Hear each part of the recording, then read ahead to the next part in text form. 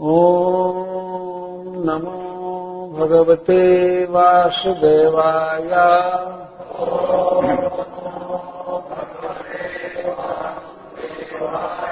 ॐ नमो भगवते वासुदेवाय।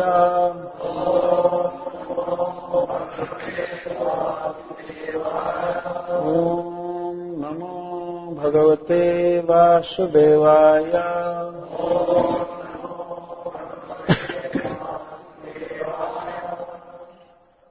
एतावान् सांख्ययोगाभ्याम्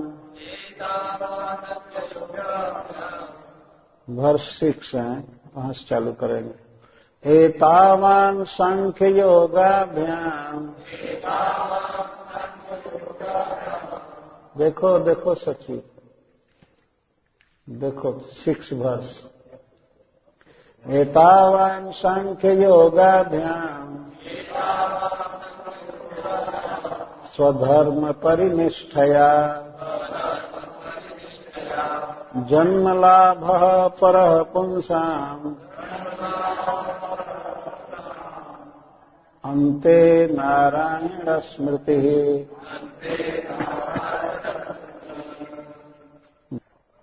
एतावान् यही सांख्य योगाभ्याम ज्ञान मार्ग द्वारा या अष्टांग योग द्वारा स्वधर्म परिनिष्ठया या वर्णाश्रम आदि स्वधर्म में परिनिष्ठा द्वारा जन्म लाभ, जन्म का लाभ, वास्तविक फल, परः सर्वश्रेष्ठ, पुंसाम मनुष्यों का, अंते अंत में नारायण स्मृति ही नारायण का स्मरण।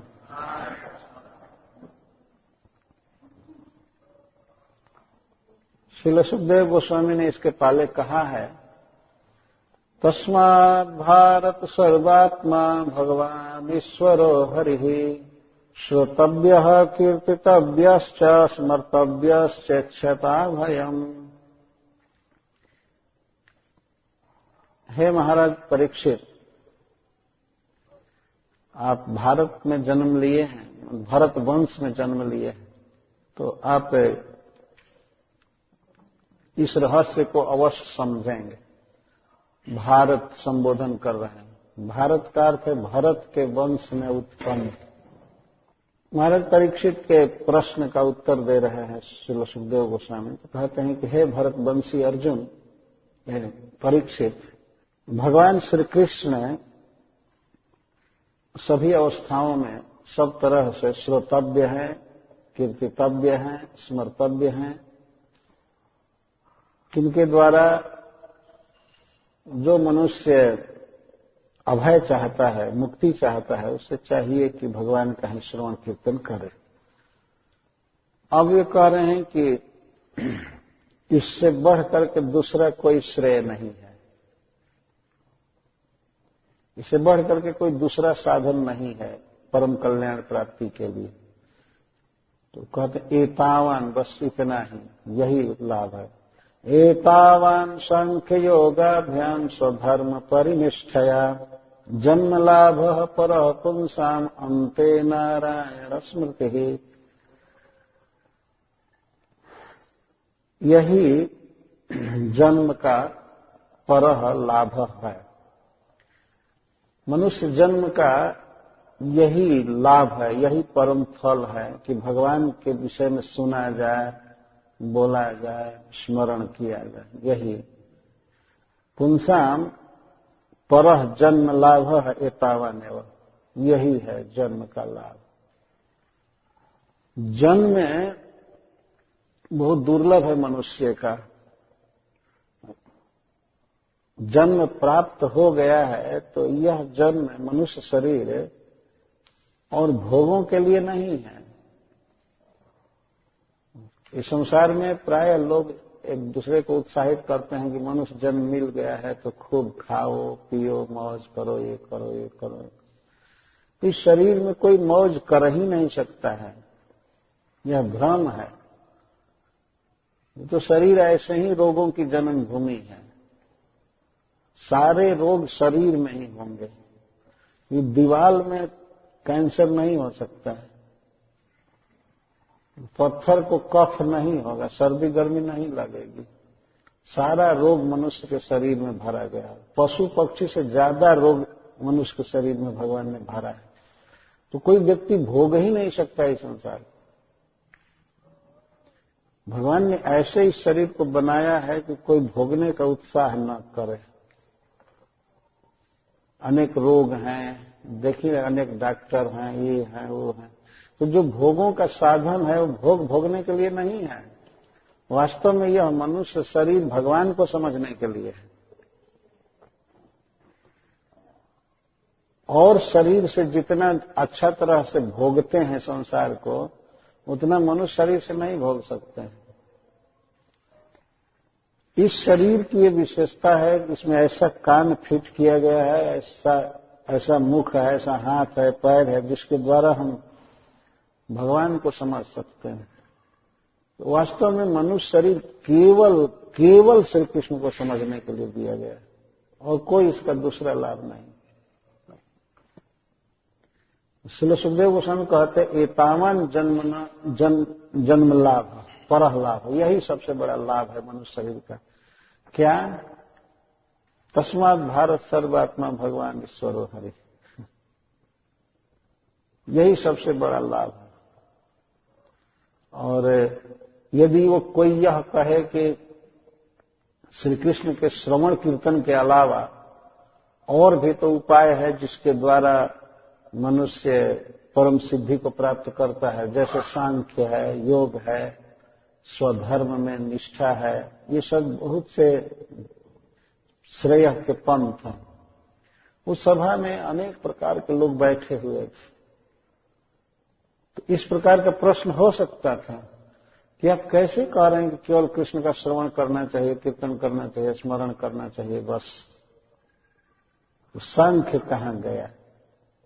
योग, अष्टांग योग क्यों नहीं किया गया? या वर्णाश्रम धर्म आदि का पालन ठीक से किया जाए तो क्या उससे श्रेय की प्राप्ति नहीं होगी?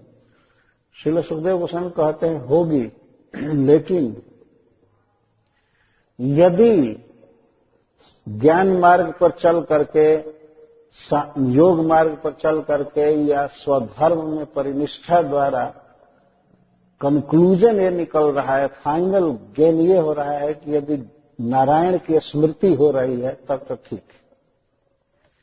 तो नारायण का स्मरण ही जीवन का परम लाभ है, जैसे भी हो। तो सांख्य में, योग में और स्वधर्म पालन में बहुत कम चांस रहता है भगवान के स्मरण का।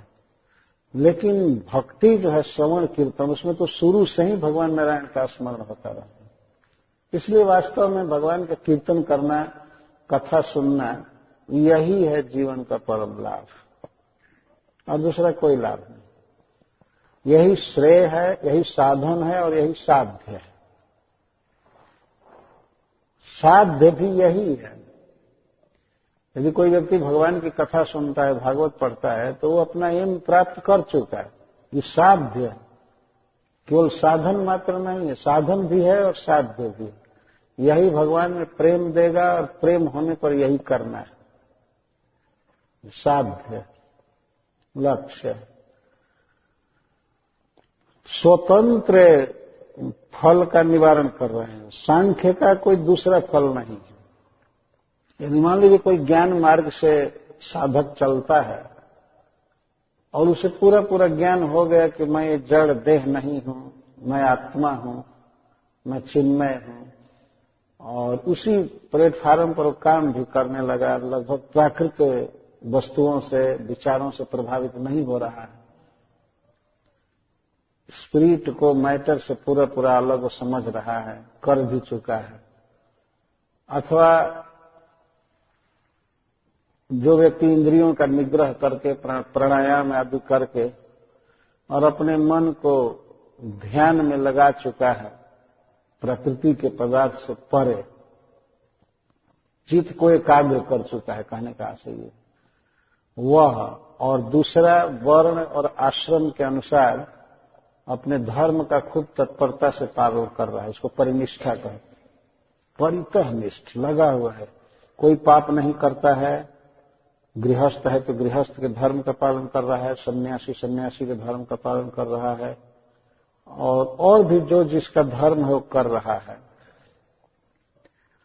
तो उसका लाभ क्या है?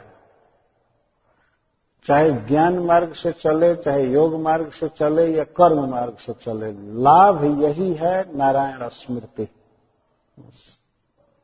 यदि इन सब को करने में नारायण का स्मरण हो रहा है, भगवान की लीलाएं याद आ रही हैं, भगवान के स्वरूप का चिंतन होता है, भगवान के प्रति सेवा हो रही है, तब तो ठीक है, नहीं तो ये सब बेकार है, सब बेकार है। हम एक दिन आ रहे थे भरत भाई के साथ, तो ये चर्चा हो रही थी, नहीं उनके साथ आ रहे थे, हरिलीला प्रभु के साथ, ह्यूस्टन में एक हरिलीला प्रभु। तो उन्होंने कह दिया कि अमेरिका में जिसके पास फोन न हो और कार न हो तो उसका जीवन बड़ा असुविधामय है। तो मैं कह दिया, हाँ इंडिया में भी लोग कहते हैं कि ये बेकार आदमी है, जिसके पास कार नहीं है वो बेकार है। बे माने नहीं, कार तो बेकार हो गया। हमने विनोद में ये अर्थ किया कि ऐसा बेकार का ये यहाँ बहुत अच्छा अर्थ होगा, जिसके पास कार नहीं वो बेकार है। लेकिन वास्तव में हमारे देश में इस शब्द का जो प्रयोग करते हैं बेकार, बेकार का मतलब किसी काम का आदमी नहीं, जिसके जीवन में भगवान कृष्ण का स्मरण नहीं है, नारायण का स्मरण नहीं है, चाहे साधन काल में या चाहे फाइनली अंत में, तो उसका जीवन विफल है। पग पग में, क्षण क्षण में भगवान का स्मरण ही जीवन का फल है। यहाँ अंते नारायण स्मृति का यह अर्थ नहीं कि मरते समय स्मरण। अंत का अर्थ होता है कंक्लूजन, अंत का अर्थ जस्ट एंड नहीं होता है। कुछ भी करे, अगर फाइनली निष्कर्ष कंक्लूजन ये निकल रहा है कि बराबर भगवान कृष्ण का स्मरण आ रहा है, तब तो ठीक है। कुछ लोग ये कहते हैं कि चाहे स्वधर्म से चलो, चाहे योग से, सांख्य से, भक्ति से, कैसे भी मरते समय नारायण का स्मरण हो जाना चाहिए, यही जीवन का लाभ है। ये अर्थ नहीं है। अंत का अर्थ मरना नहीं है यहां पर।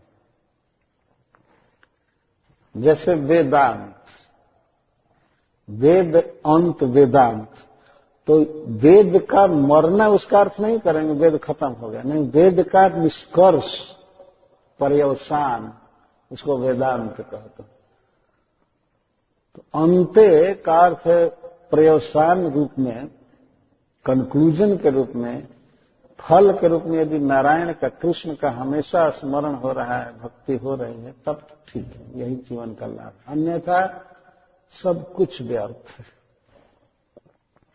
उस सभा में बैठे हुए अनेक ज्ञानी, अनेक योगी, अनेक कर्मी उपस्थित थे और सबके सामने सुखदेव गोस्वामी बोल रहे हैं, जहां भगवान का श्रवण कीर्तन नहीं है, स्मरण नहीं है, वो ज्ञान योग, कर्म योग, अष्टांग योग सब व्यर्थ।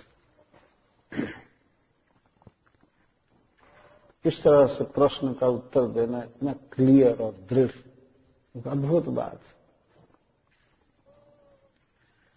तो भगवान का स्मरण करना यही जीवन का फल है। जन्म लाभ पर पुरुष।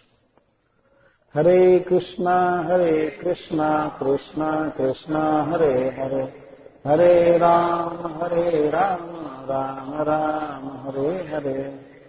महाराज परीक्षित का प्रश्न था कि अतः परीक्षामि संसिद्धिम योगी नाम परमं गुरुम पुरुषस्य जत कार्य म्रियमाणस सर्वथा।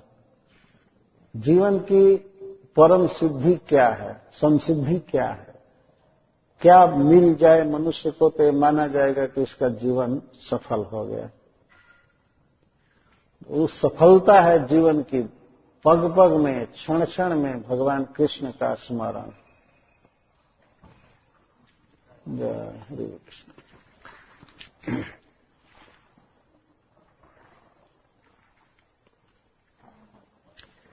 प्राय भागवत पढ़ने वाले भक्त समझते हैं कि अंते का अर्थ है मरते समय, अंते नारायण स्मृति। नहीं, मरते समय भगवान का स्मरण आ जाए ये जीवन का लाभ है, ऐसा अर्थ नहीं है।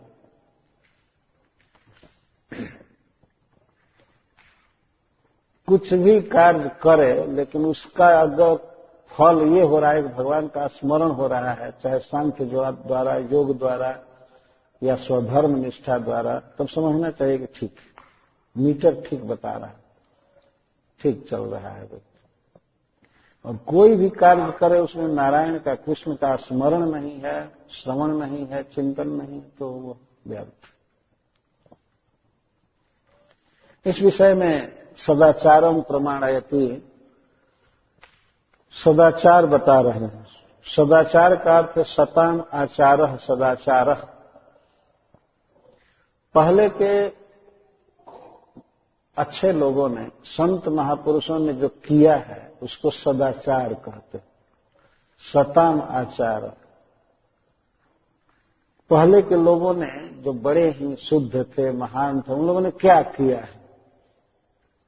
किसी तथ्य को स्थापित करने के लिए पूर्व के आचार्यों का प्रमाण देना पड़ता है। पहले के लोगों ने क्या किया, तो अच्छे लोग क्या करते हैं? जैसे मान लीजिए हम कुछ सिद्धांत कह रहे हैं तो प्रमाण देना पड़ेगा, क्या पहले ऐसा लोगों ने किया है? तब सुखदेव गोस्वामी कहते हैं कि प्रायण मुनयो राजन निवृत्ता विधिषेधतः नैर्गुण्यस्था रमन्ते स्म गुणानुकथने हरे। हे महाराज, लगभग 99% मुनियों की बात मैं कह रहा हूं। प्रायण का अर्थ ये है, प्रायण। अब मुनियों के लिए प्रायण शब्द है और गुणानुकथने के लिए भी प्रायण शब्द है। प्रायः का अर्थ होता है ऑलमोस्ट, है ना। अंग्रेजी इस शब्द को पकड़ रहा है, प्रायण। प्राय पूर्व काल के जितने भी महान ऋषि हैं, प्रायः उनका सारा समय हरे गुणानुकथने रमनते, भगवान के गुण कथन में ही रमते रहे। भगवान की विशेषता, कृष्ण के सौंदर्य, माधुर्य, दया, ऐश्वर्य, विविध लीलाएं, इन्हीं को अनुकथने रमनते, इसी में रमते रहते। सुखदेव गोस्वामी स्वयं ही एक मुनि है। मुनि ही नहीं है बल्कि मुनियों के परम गुरु हैं। वो मुनि मंडली बैठी हुई है। भागवत सुनने के लिए सबसे श्रेष्ठ लोग गंगा जी के तट पर बैठे हुए हैं, जिनका जीवन परफेक्ट था, भगवान की भक्ति में लगे हुए थे।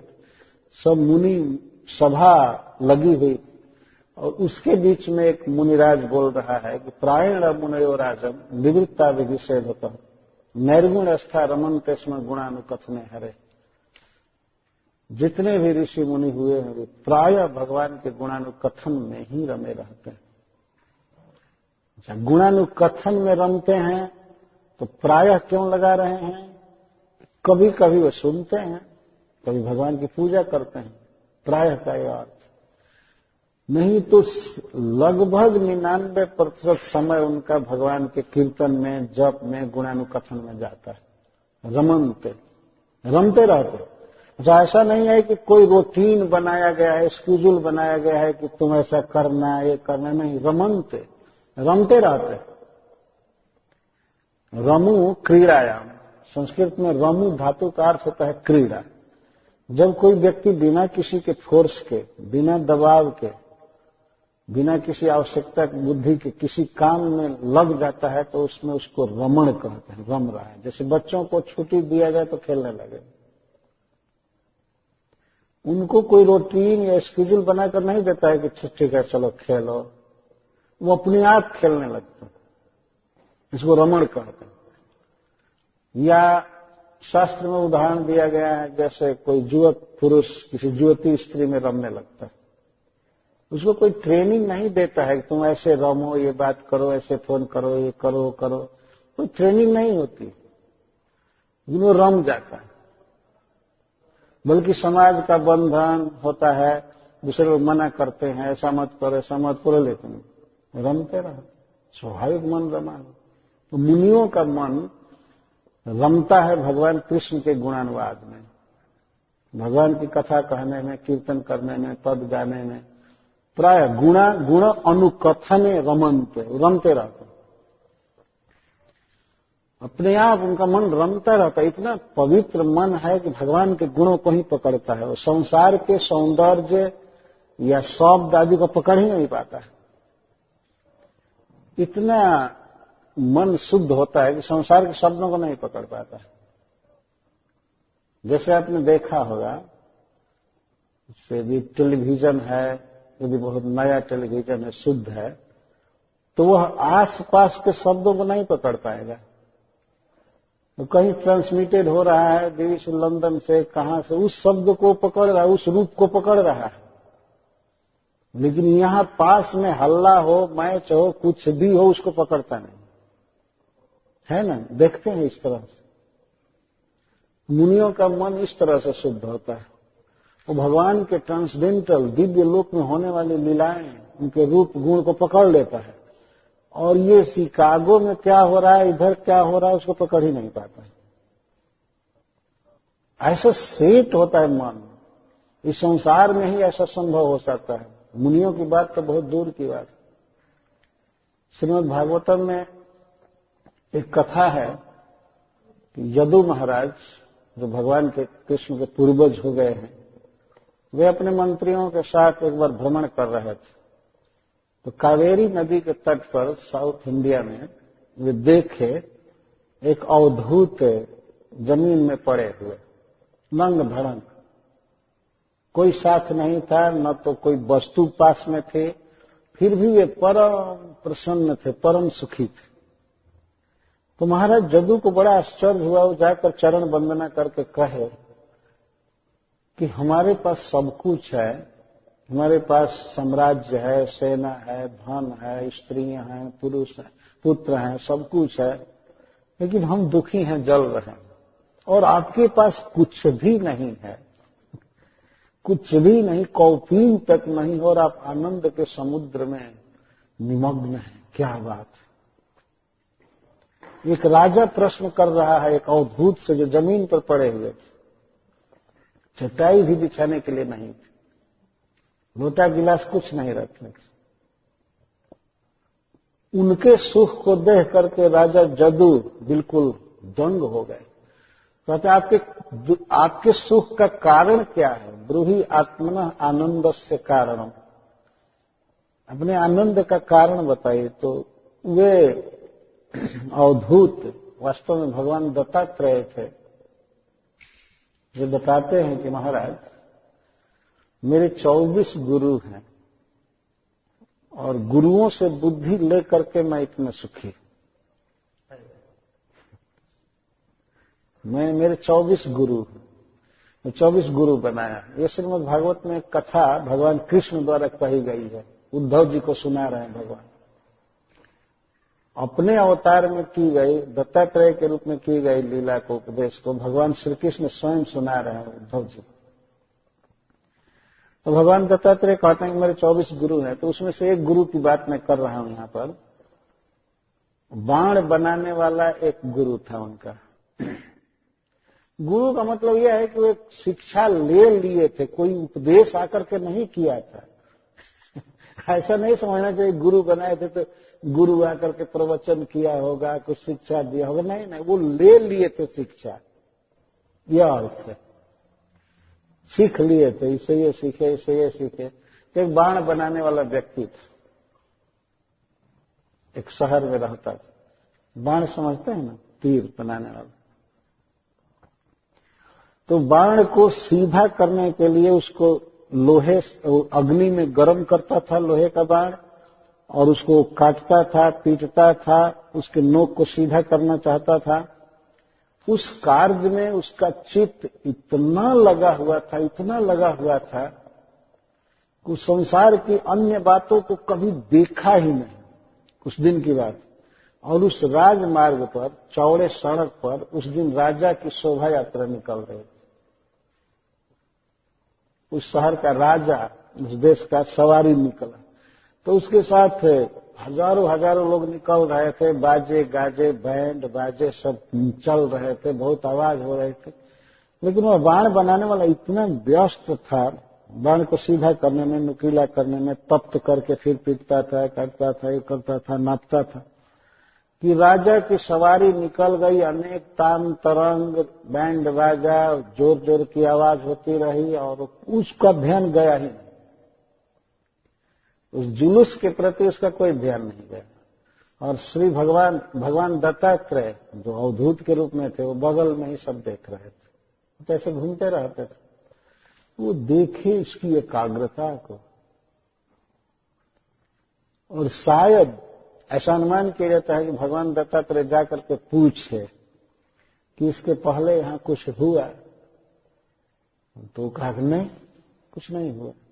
तो आप क्या कर रहे थे? मैं तो अपना बाण बना रहा था। तो कोई सवारी, कोई जुलूस गया तो नहीं, कुछ भी पता नहीं चला। इस तरह से जब संसार में भी, सांसारिक काम में भी चित्त एकाग्र हो सकता है, तो फिर भगवान के रूप में, लीला में, चरित्र में मन जिसका लग जाए, तो वो कैसे संसार को पकड़ पाएगा? पकड़ ही नहीं पा सकता है। तो पहले के जितने भी ऋषि मुनि थे, प्राय भगवान के रूप गुण लीला पर मुग्ध रहते थे और अनुकथने रमनते, भगवान के जप में, कथा में, कीर्तन में रमे रहते थे। हरे कृष्णा कृष्णा कृष्णा हरे हरे, हरे राम राम राम हरे हरे। इस गुणानुकथन में, भगवान के स्मरण में, वर्णन में एक अद्भुत सुख है। उस सुख के आवेश में उसमें रम जाते हैं। भगवद गीता में भगवान कहते हैं, मच्चित्ता मद्गत प्राणा बोधयन्तः परस्परम कथयन्तश्च मां नित्यं तुष्यन्ति च रमन्ति च। भगवान कहते हैं कि हमारे भक्तजन, मुनिजन परस्पर मेरे गुणों की चर्चा करते हैं, उनका चित्त मुझ में रमा रहता है। मच्चित्ता मद्गत प्राण है, उनका चित्त मुझ में रहता है, उनकी इंद्रियां मुझ में रहती हैं, एक दूसरे से मेरी लीलाओं का वर्णन करते हैं, सुनते रहते हैं, और ये इसी में तुष्ट रहते हैं, इसी में रमे रहते हैं। यही उनका सुख है, यही उनका रमण है। जैसे विषयी जन विषयों में रमते रहते हैं, वैसे भक्त जन भगवान के गुणानुवाद में रमे रहते हैं। कोई ऐसा नहीं है कि मंदिर में नियम बना दिया है, भाई 8 बजे तुमको ये करना है, ये करना है, इसके लिए नहीं। वो स्वाभाविक रमे रहते हैं, इसको रमण कहते हैं। और तुष्यन्ति च, इसी में उनको तोष मिलता है, संतुष्टि मिलती है, आनंद मिलता है, इसलिए रमे रहते हैं। जीवन का यही लाभ है, भगवान का जप करना, कीर्तन करना। सुखदेव गोस्वामी कहते हैं जितने भी ऋषि मुनि हैं, चाहे वर्तमान समय में हो, चाहे पहले के हो, सभी भगवान के गुणानुकीर्तन में ही रमे रहते हैं। यह है प्रमाण। तो कोई ऐसा नहीं वहां पर कह सकता था नहीं नहीं नहीं, कुछ लोग तो केवल ध्यान में डूबे रहते हैं। आप कहते हैं गुणानुवाद में, कीर्तन में रमे रहते हैं। कुछ लोगों को तो देखा जाता है कि ध्यान में डूबे रहते हैं। नहीं, बहुत कम। चरित्र सुनहि तज ध्यान। ऋषि लोग ध्यान छोड़ छोड़ करके भगवान की कथा सुनते हैं। जो सुख भगवान के कीर्तन में है, जो भगवान की कथा में है, वो सुख भगवान के ध्यान में भी नहीं है। ऐसा भागवत में लिखा गया है। और जो कृष्ण को देखने में और सुनने में उनके प्रति, उनकी लीला को आनंद है, जो गाने में आनंद है, ब्रह्म का ध्यान करने में भी वो सुख नहीं। यही कारण है कि भगवान स्वयं ही कीर्तन करने के लिए, अपनी कथा सुनने के लिए, बोलने के लिए चैतन्य महाप्रभु के रूप में आए। तो अपने स्वरूप से कृष्ण अपना कीर्तन क्या करेंगे? भगवान तो घाटा में पड़ गए। अपना आस्वादन करने के लिए, अपना नाम गाने के लिए, अपना कीर्तन करने के लिए, कथा सुनने के लिए वे आए चैतन्य महाप्रभु के रूप में। भगवान की बहुत बड़ी इच्छा थी, साध थी बहुत काल से कि मैं कब अपनी भक्ति करूंगा। इस भक्त को ज्यादा आनंद मिलता है भगवान से। भगवान के स्वरूप में वह सुख नहीं है जो भगवान की भक्ति में है। इसलिए भगवान भक्त भाव स्वीकार करते हैं। भक्त बन करके और अपने विरह में रोते हैं, अपने विषय में गाते हैं। और इधर जीवों की क्या दशा है कि ये चाहते हैं कि हम भगवान हो जाए। तो भगवान हो भी जाओगे तो घाटा में पड़ जाओगे। ये तो भगवान हो नहीं पाएगा कोई, ये तो एक पागलपन है। ये सोचे कि मैं भगवान हो जाऊं, बहुत दिन जीव रह गया, बहुत दिन दुख भोगा, जन्म मरण में रह गया, भगवान बनना चाहिए। भगवान बनूंगा तब फुल एक्सटेंट तक विषय भोग करूंगा। भगवान बनने पर पावर बढ़ जाएगा, ये हो जाएगा, वो हो जाएगा। लेकिन भगवान तो कोई बन नहीं पाएगा, भगवान तो एक ही है। लेकिन कदाचित मान लीजिए अगर कोई भगवान बनता भी है फिर भी तो घाटा में ही रहेगा, भक्त की अपेक्षा घाटा में रहेगा। क्योंकि भगवान स्वयं ही भक्त बन कर आ रहे हैं। तो दिव्य लाभ के लिए भगवान कृष्ण गौरांग महाप्रभु के रूप में आए भक्ति करने का। भक्ति में ज्यादा सुख है। हरे कृष्णा कृष्णा कृष्णा हरे हरे, हरे राम राम राम हरे हरे। सुखदेव गोस्वामी जैसे महान मुनिजन कोटि कोटि वर्ष तक जीवित रहते हैं। अब तक सभी जीवित हैं, पर काम क्या करते हैं? नारद जी को देखे तो वीणा बजा बजा करके भगवान का जस गाते रहे। यही काम है 24 घंटे। यही रमण है, यही सुख है, आनंद है, और इसके द्वारा जगत को सुखी करते हैं। श्रील प्रभुपाद जी कहते हैं बहुत भारी भारी इंटरप्राइजेज, कारखाना, ये खोलो। इससे न तो व्यक्ति स्वयं सुखी हो पाता है, न दुनिया को सुखी कर पाएगा। बारंबार कहते हैं जितना ही सुविधा बनाई जा रही है, जितनी सुविधा बनाई जा रही है, उतना ही जीवन दुखी होता जा रहा है। तो प्रभुपाद जी एक टेप में बोल रहे हैं जैसे रोड एक्सटेंशन, सरकार रोड का विस्तार करती है कि आराम से जाएंगे आएंगे, फिर भी ट्रैफिक जैम करते हैं। फंस जाता है आदमी। दुख है, कुछ भी उपाय कीजिए, यहाँ एक दुख का जो प्रतिकार किया जाता है वो स्वयं ही एक दूसरा दुख है। इस बात पर बहुत विचार किया गया। जीवन का सबसे बड़ा लाभ है क्या है, और पहले के लोगों ने या अब के महात्माओं ने क्या लाभ लिया है? भगवान का जप करना, कीर्तन करना, कथा सुनना, भागवत पढ़ना, यही जीवन का लाभ। इसके अलावा कोई दूसरा लाभ नहीं है। फिर किसी को विश्वास न हो तो पता लगा ले पहले के ऋषियों का कि वो लोग क्या करते थे। इसीलिए प्रभुपाद भी क्या करते थे अब देखिए, तो रात्रि में जग करके श्रीमद् भागवतम का अनुवाद करते थे, डेक्टाफोन पर अनुवाद करते, कथा बोलते थे, जप करते थे। जहां जाते थे तो प्रभुपाद जी क्या देते थे? कथा देते थे। जहां भी जाते थे तो भगवान की कथा में रमते थे। ये है मुनियों का चरित्र। मुनि का अर्थ है मननशील, परम विद्वान, जिसका जीवन परफेक्ट है, वो है मुनि। तो मुनि जन प्राय भगवान के गुणानुकथन में ही रमते रहते। तो इस पर महाराज परीक्षित कहते हैं कि किम इदम अपूर्वम भाष से, आप तो बिल्कुल नई बात बोल रहे हैं। आप तो नई बात बोल रहे हैं, अब तक तो ऐसा किसी ने नहीं कहा था। तब सुखदेव गोस्वामी कहते हैं अवश्य यह अपूर्व बात है पहले का, लेकिन वचन जो है अपूर्व हो रहा है। पहले इस प्रकार की बातें कही नहीं गई थी खुल करके। इदं भागवतम नाम पुराणम ब्रह्म संहितम अधीतवान द्वापरादौ पितुर्द्वैपायनादहम्। तो पहले के ऋषियों ने, पहले के महात्माओं ने इस बात का प्रकाशन क्यों नहीं किया? तो सुखदेव गोस्वामी कहते इसलिए यह जो मैं कहने जा रहा हूं, इदम भागवतम नाम,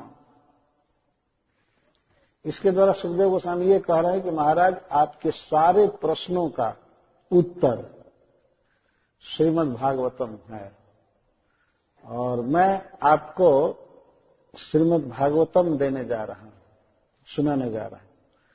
तो जीवन में क्या करना चाहिए, क्या सुनना चाहिए, क्या बोलना चाहिए, इसे सारा समझ में आ गया। क्योंकि सुखदेव गोस्वामी अकस्मात कहते हैं इदम भागवतम नाम। इदम का क्या अर्थ है? इदम का अर्थ वहां पुस्तक नहीं रखी गई थी, जैसे बुक दिखा करके कहे कि ये भागवत नाम का पुराण है, ऐसा नहीं कह रहे हैं। इदम से तात्पर्य है कि जो मैं कह रहा हूं, भगवान के गुणों का अनुकथन जो ऋषियों ने किया है, यह जो श्रीमद् भागवतम पुराण है, यह शब्द से अभी प्रकाशित हुआ है, अभी पब्लिश्ड हुआ है, कहने का मतलब नया इदम। ध्यान देने की बात है, कोई ऐसा समझेंगे कि शायद सुखदेव गोस्वामी पोथी को दिखाकर कह रहे इदम भागवतम नाम। नहीं, इदम का अर्थ है कि यह बिल्कुल अर्वाचीन पोथी है, मतलब नहीं, हाँ अर्वाचीन नवीन पोथी है। यह श्रीमद् भागवतम नाम का पुराण है, ब्रह्म संहितम, यह सर्व वेद तुल्य है। अथवा ब्रह्म को जिसमें पूरा पूरा मितम नाप दिया गया है। भगवान कृष्ण तक की सुंदरता कितनी है, गुण क्या है, दया क्या है, ऐश्वर्य क्या है, पूरा पूरा इसमें वर्णन कर दिया गया है। ब्रह्म को पूरी तरह से मितम माप दिया गया है इसमें। जिस ब्रह्म के विषय में, भगवान के विषय में लोग अटकलबाजी करते हैं, ब्रह्म कैसा है, भगवान कैसा है, ये कैसा है, उसको श्रीमद् भागवत में पूरा पूरा बता दिया गया है कि भगवान ऐसा है। विशेष करके दशम स्कंध पूर्ण रूप से बता दिया, तो इसको ब्रह्म संहितम का। और इदम शब्द यह बता रहा है कि महाराज आपका जो भी प्रश्न है उसका उत्तर यह श्रीमद् भागवतम, श्रीमद् भागवतम उत्तर है। तो आप उस प्रश्न से जरा लिंक मिलाइए कि मनुष्य को क्या सुनना चाहिए, क्या बोलना चाहिए, क्या स्मरण करना चाहिए। तो उत्तर यह है कि उसे श्रीमद् भागवतम सुनना चाहिए, उसे श्रीमद् भागवतम बोलना चाहिए और श्रीमद् भागवत में वर्णित लीलाओं का स्मरण करना चाहिए। उत्तर हो गया। इदम भागवतम नाम पुराणम ब्रह्म संहितम अधीतवान द्वापरादौ पितुर्द्वैपायनादहम्। यदि महाराज परीक्षित पूछे कि आपको कहां से भागवत मिला, कहां से प्राप्त हुआ, तो कहते हैं कि पितुर्द्वैपायनाद अहम अधीतवान। मैं भगवान वेदव्यास देव से इसको पाया हूं। अध्ययन का अर्थ होता है संस्कृत में प्राप्त करना, केवल पढ़ना नहीं। अयन, अधिक अर्थ अधिकार पूर्वक, अयन का अर्थ प्राप्ति। जिस चीज को आदमी लेता है उसको अध्ययन कहते हैं। आजकल कोई पढ़ ले तो सोचेगा कि अध्ययन कर लिया, यही अध्ययन नहीं। तो मैं अपने पिता से, द्वैपायन से इसको प्राप्त किया हूं। कब? द्वापरादौ पितुर्द्वय अधीतवान द्वापरादौ पितुर्द्वैपायना। द्वापरादौ काल का वर्णन किया गया है कि द्वापर आदिर्जस्य कालस्य तस्मिन काले, अर्थात द्वापरांते। कलयुग को द्वापरादौ कहते हैं। द्वापर युग कलयुग के पहले आता है। तो इसका मतलब कलयुग चालू होने वाला था, द्वापर समाप्त हो गया था, शंतनु महाराज का काल था, जब भगवान वेदव्यास देव का अवतार हुआ तो उन्होंने भागवत की रचना की है नारद जी के उपदेश से, भगवान के गुणों का वर्णन किया। तो मैं अपने पिता वेदव्यास देव से द्वापर के अंत में ये ग्रहण किया हूं, भागवत पढ़ा हूं।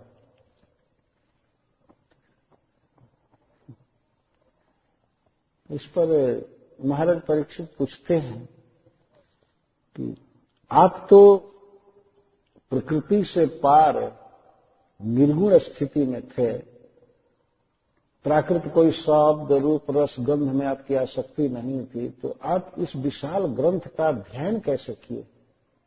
आपको क्या जरूरत थी इसको करने की? जो प्रकृति को पार कर चुका है, माया को पार कर चुका है, जिसका मन भगवान में पूरा पूरा अविष्ट है, वो क्यों पढ़ेगा इसको? एक प्रश्न बनता है। आजकल के लोग कहते हैं, कुछ लोग ऐसा कह देते हैं कि अब तुम पक्के भक्त हो, भगवान में मन लगा है, भगवान का नाम जप करते हो, तो भागवत पढ़ने की क्या जरूरत है? ये भागवत सुनने की क्या जरूरत है? सुनिए सुखदेव गोस्वामी का उत्तर। परिनिष्ठितोपि नैर्गुण्ये उत्तम श्लोक लीलया गृहीत चेता राजर्षि आख्यानम जद अधीतवान। हे महाराज, इसमें कोई संदेह नहीं है कि मैं प्रकृति से पार था, बिल्कुल प्रकृति के सतोगुण रजोगुण तमोगुण से ऊपर मेरी स्थिति थी। भगवान में मेरा मन पूरा पूरा लगा हुआ था। इसको परिनिष्ठा कहते, परिनिष्ठितो की नैर्गुण्य। और जितने जीव हैं सब प्रकृति के भीतर हैं, प्रकृति के द्वारा उपस्थापित वस्तुओं को भोग रहे हैं, देख रहे हैं, खा रहे हैं, सुन रहे हैं, पी रहे हैं। लेकिन सुखदेव गोस्वामी प्रकृति से बिल्कुल पार थे। परिनिष्ठितोपि नैर्गुण्य, नैर्गुण्य स्थिति पर मैं था, लेकिन उत्तम श्लोक लीलया, भगवान श्री कृष्ण की जिनको उत्तम श्लोक कहते हैं, लीला ने मेरे चित्त को ऐसा खींचा कि मैं आकर के इसका अध्ययन किया। उत्तम श्लोक ले लिया, गृहीत चेता राजर्षि आख्यानम जद अधीतवान। जद अभी, इसीलिए मैं अध्ययन किया इस आख्यान में। भगवान की लीला ने मेरे चित्त को पूर्णतः खींच लिया।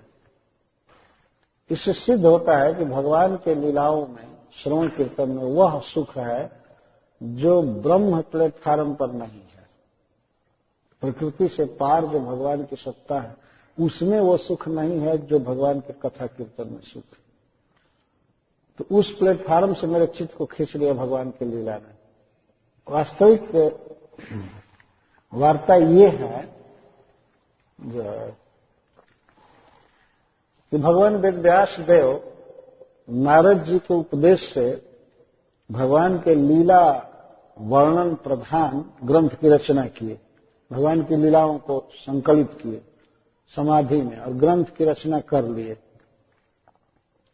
इसके बाद वे विचार करने लगे कि मैं किसको पढ़ाऊं, भागवत किसको पढ़ाऊं। तो उन्होंने अपने जैमिनी, वैशंपायन आदि शिष्यों पर विचार किया। कोई भी योग्य नहीं मिला उनको जो भागवत को ग्रहण करे। किसी के कर्म में रुचि थी, किसी की कुछ में रुचि थी, किसी की मैनेजमेंट में रुचि थी, किसी की किसी में रुचि थी, इसीलिए उन्होंने दिया ही नहीं किसी को। बद्रिक आश्रम में वे ऐसे पुत्र प्राप्ति के लिए तप करने लगे जो इस श्रीमद् भागवतम को ग्रहण कर सके। उन्होंने बहुत तप किया। तपस्या के प्रभाव से उन्हें एक पुत्र प्राप्त हुआ उनकी पत्नी के गर्भ में। लेकिन एक विचित्र घटना घटी कि वो बच्चा 1 वर्ष के बदले 12 वर्ष गर्भ में रह गया। और भगवान वेदव्यास देव से कहते थे कि बेटा तुम मां के गर्भ से बाहर आओ, तुम्हारे मां को कष्ट हो रहा है। लेकिन वो उधर से जवाब देता था कि बाहर आने पर माया घेर लेगी, इसलिए मैं बाहर नहीं आऊंगा। तो भगवान वेदव्यास देव भगवान कृष्ण के पास गए, उन्होंने उनसे विनय किया। वो बेटा से पूछे कि तो तुम कैसे बाहर आओगे? तो उसने कहा कि यदि भगवान श्री कृष्ण साक्षात आ करके आश्वासन दें कि मैं माया में नहीं गिरूंगा, माया मुझे नहीं पकड़ेगी, तब तो मैं बाहर आऊंगा, नहीं तो मैं। तो भगवान वेदव्यास देव भगवान कृष्ण की पूजा किए, उनसे कहे, प्रकट हुए। भगवान ने डायरेक्ट आश्वासन दिया सुखदेव गोस्वामी को, ठीक है तुम बाहर आओ, माया का कोई प्रभाव तुम पर नहीं होगा। इतना कहे और भगवान चले गए, अदृश्य हो गए। तो सुखदेव गोस्वामी प्रकट हुए, गर्भ से प्रकट हुए। तो उस समय 12 वर्ष के बाद प्रकट हुए थे, लेकिन लगते थे 16 वर्ष जैसे। और यह पुत्र उत्पन्न किया गया कि इसको भागवत पढ़ाया जाएगा, जिससे संसार में भागवत कहे, लोगों को भगवान की भक्ति सिखावे। बहुत बड़े मनोरथ के साथ भगवान वेदव्यास देव ने पुत्र पैदा किया। लेकिन पुत्र इतना आविष्ट था ब्रह्म में, इतना आविष्ट था कि वो कुछ भी विचार नहीं किया। गर्भ से निकला, निकलते ही घर से भी निकल गया। और भगवान वेदव्यास देव पीछे से बेटा बेटा पुत्र पुत्र करते जा रहे थे। मैं बहुत मनोरथ के साथ तुमको उत्पन्न किया हूं। भागवत रच करके पढ़ाने के लिए स्पेशल तपस्या द्वारा पुत्र उत्पन्न किया गया था भगवान भक्त से। लेकिन वो बेटा तो चल दिया घर से। अभी कोई उपनयन संस्कार नहीं हुआ था और कुछ भी नहीं हुआ था। बड़े चिंता में पड़े। बहुत वार्ता हुई है, महाभारत में बात लिखी गई है, क्या क्या वेदव्यास देव कह रहे हैं, तो सुखदेव गोस्वामी उत्तर दे रहे हैं। तो चले ही गए, लौटे नहीं। तो भगवान वेदव्यास देव बहुत दुखित हुए इस बात से कि ओहो, भागवत को कौन ग्रहण करेगा, इतना दिव्य निर्मल ग्रंथ जिसकी कर्म में, ज्ञान में, योग में कोई आसक्ति नहीं होगी, दूसरा कोई काम नहीं करता होगा, उसको भागवत दूंगा। तो बेटा तो चला गया। तो उन्होंने क्या किया कि अपने कुछ शिष्यों को, जो कम उम्र के थे, भागवत के कुछ श्लोक सिखाए वेदव्यास देव, जिसमें भगवान के दया का वर्णन, भगवान के सौंदर्य का वर्णन था, 10वें स्कंध। और उन्होंने कहा कि तुम लोग वन में ये गाते हुए घूमा करो श्लोक। कुछ 2-4 10-20 श्लोक सिखाए। खास करके ऐसे वन में पता लगाया कि सुखदेव उधर रहता है वन में बहुत दूर, तो उधर भेजे। तो बच्चे गाते रहते थे भागवत के श्लोक। एक बार की बात थी, सुखदेव गोस्वामी ध्यान से 2 श्लोक सुने, गाया जा रहा था। एक श्लोक है, अहो बकीयम स्तन कालकूटम जिघांसयापाययदप्यसाध्वी लेभे गतिम धातृचिताम ततोन्यम कम वा दयालुम शरणम व्रजेम। यह श्लोक उद्धव जी कह रहे हैं विदुर जी से। कह रहे हैं कि पूतना अपने स्तनों में हलाहल विष लगाकर भगवान कृष्ण का वध करने के गई थी, लेकिन भगवान ने उसके दूध को पी करके उसको अपने माता की गति दे दिया, यशोदा जैसी गति दे दिया। ऐसे श्री कृष्ण के अलावा कौन दयालु है जिसकी शरण में लो। रो रहे हैं उद्धव जी भगवान की याद करके कि जो पूतना जैसी कर्कश हृदय राक्षसी से इतना प्रेम कर सकता है, माता की गति दी है, उनसे बढ़ करके कौन दयालु है जिसकी मैं शरण हूं। ये श्लोक सुना जिसमें भगवान की दया का वर्णन, कृपा का वर्णन सुखदेव जी ने सुना। और दूसरा श्लोक सुना, बर्हापीडम नटवर वपुः कर्णयोः कर्णिकारम् विभ्रदवासः कनक कपिशं वैजयन्तीं च मालाम् रन्ध्रान् वेणुरधर सुधया पूरयन् गोपवृन्दैः वृन्दारण्यं स्वपदरमणं प्रविशद गीतकीर्तिः। इस श्लोक का वर्ण विषय है कि भगवान श्री कृष्ण गोप सखाओं के साथ वृंदावन में नाचते हुए थिरकते हुए प्रवेश कर रहे हैं। तो कैसी कछनी काचे हैं, कैसा मयूर पीछ है, कैसी वनमाला है, और कैसा वस्त्र है, कैसा सांवला शरीर है, और बांसुरी के छिद्रों में अपनी अधर सुधा को प्रवाहित कर रहे हैं। नाचते हुए गोप सखा इनकी कीर्ति गा रहे हैं और उस कीर्ति गान पर भगवान बंसी बजा रहे हैं। नाचते हुए, थिरकते हुए, झूमते हुए वृंदावन में प्रवेश कर रहे हैं। इस लीला को सुखदेव गोस्वामी ने सुना, इस श्लोक को। तो एक में भगवान के कृपा का वर्णन और दूसरे में भगवान श्री कृष्ण के सौंदर्य का वर्णन, दो को सुना। तो उन लड़कों के पास सुखदेव गोस्वामी आकर के पूछते हैं कि ये श्लोक तुम लोगों को कहां से मिला, कहां से सीखे, और बोलो और बोलो और बोलो और बोलो, कितना सीखे हो इस प्रकार का श्लोक। और ये भगवान की लीला सुन करके उनका मन अब ब्रह्म से हट गया। इसका मतलब ब्रह्म चिंतन में जो सुख था उसकी अपेक्षा करोड़ों गुना लीला श्रवण में सुख था। एकदम मन बाह्य हो गया और तड़पने लगे, सुनाओ सुनाओ सुनाओ, ऐसा सुनाओ। तो उन लड़कों ने कहा कि हमारे गुरु महाराज तो ऐसे 18,000 श्लोक रचे। 18,000 श्लोक रचे। कौन है तुम्हारे गुरुदेव? वो लोग बताए कि भगवान वेदव्यास देव हमारे गुरु। तब सुखदेव गोस्वामी याद कि वो तो हमारे पिताश्री हैं, और पिताश्री हैं, और उन्होंने कहा भी था कि भागवत पढ़ाऊंगा मैं तुमको, लेकिन मैं चला आया। तो अपनी गरज से सुखदेव गोस्वामी वन से लौट करके आए अपने पिता के पास, और आ करके शरण लिए और कहे कि मैं भागवत ग्रहण करना चाहता हूं। उसी को कह रहे हैं कि उत्तम श्लोक लीलया गृहीत चेता राजर्षिर आख्यानम वेद अधीतवान। भगवान उत्तम श्लोक की लीला ने मेरे चित्त को ऐसा पकड़ा, ऐसा आकर्षित किया कि मैं आकर के इसका अध्ययन किया। इसका अर्थ है कि श्रीमद् भागवतम पढ़ना और सुनना टॉप साधना है सबसे बढ़ करके। क्योंकि सुखदेव गोस्वामी एकदम सुप्रीम साधना पर थे, तो वहां से आकर के सुन रहे हैं, ये सबसे श्रेष्ठ। श्रीमद् भागवतम का श्रवण, पठन और महामंत्र का कीर्तन, जप, इनके साथ और किसी साधन की तुलना नहीं की जा सकती। ये शास्त्र कहता है।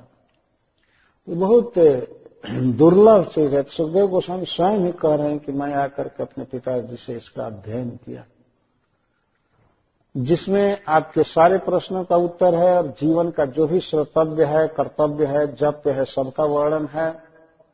सोहम वह श्रावयिष्यामि महापौरुषिको भवान, जस श्रद्धता मासु स्यान मुकुंदे मति सती।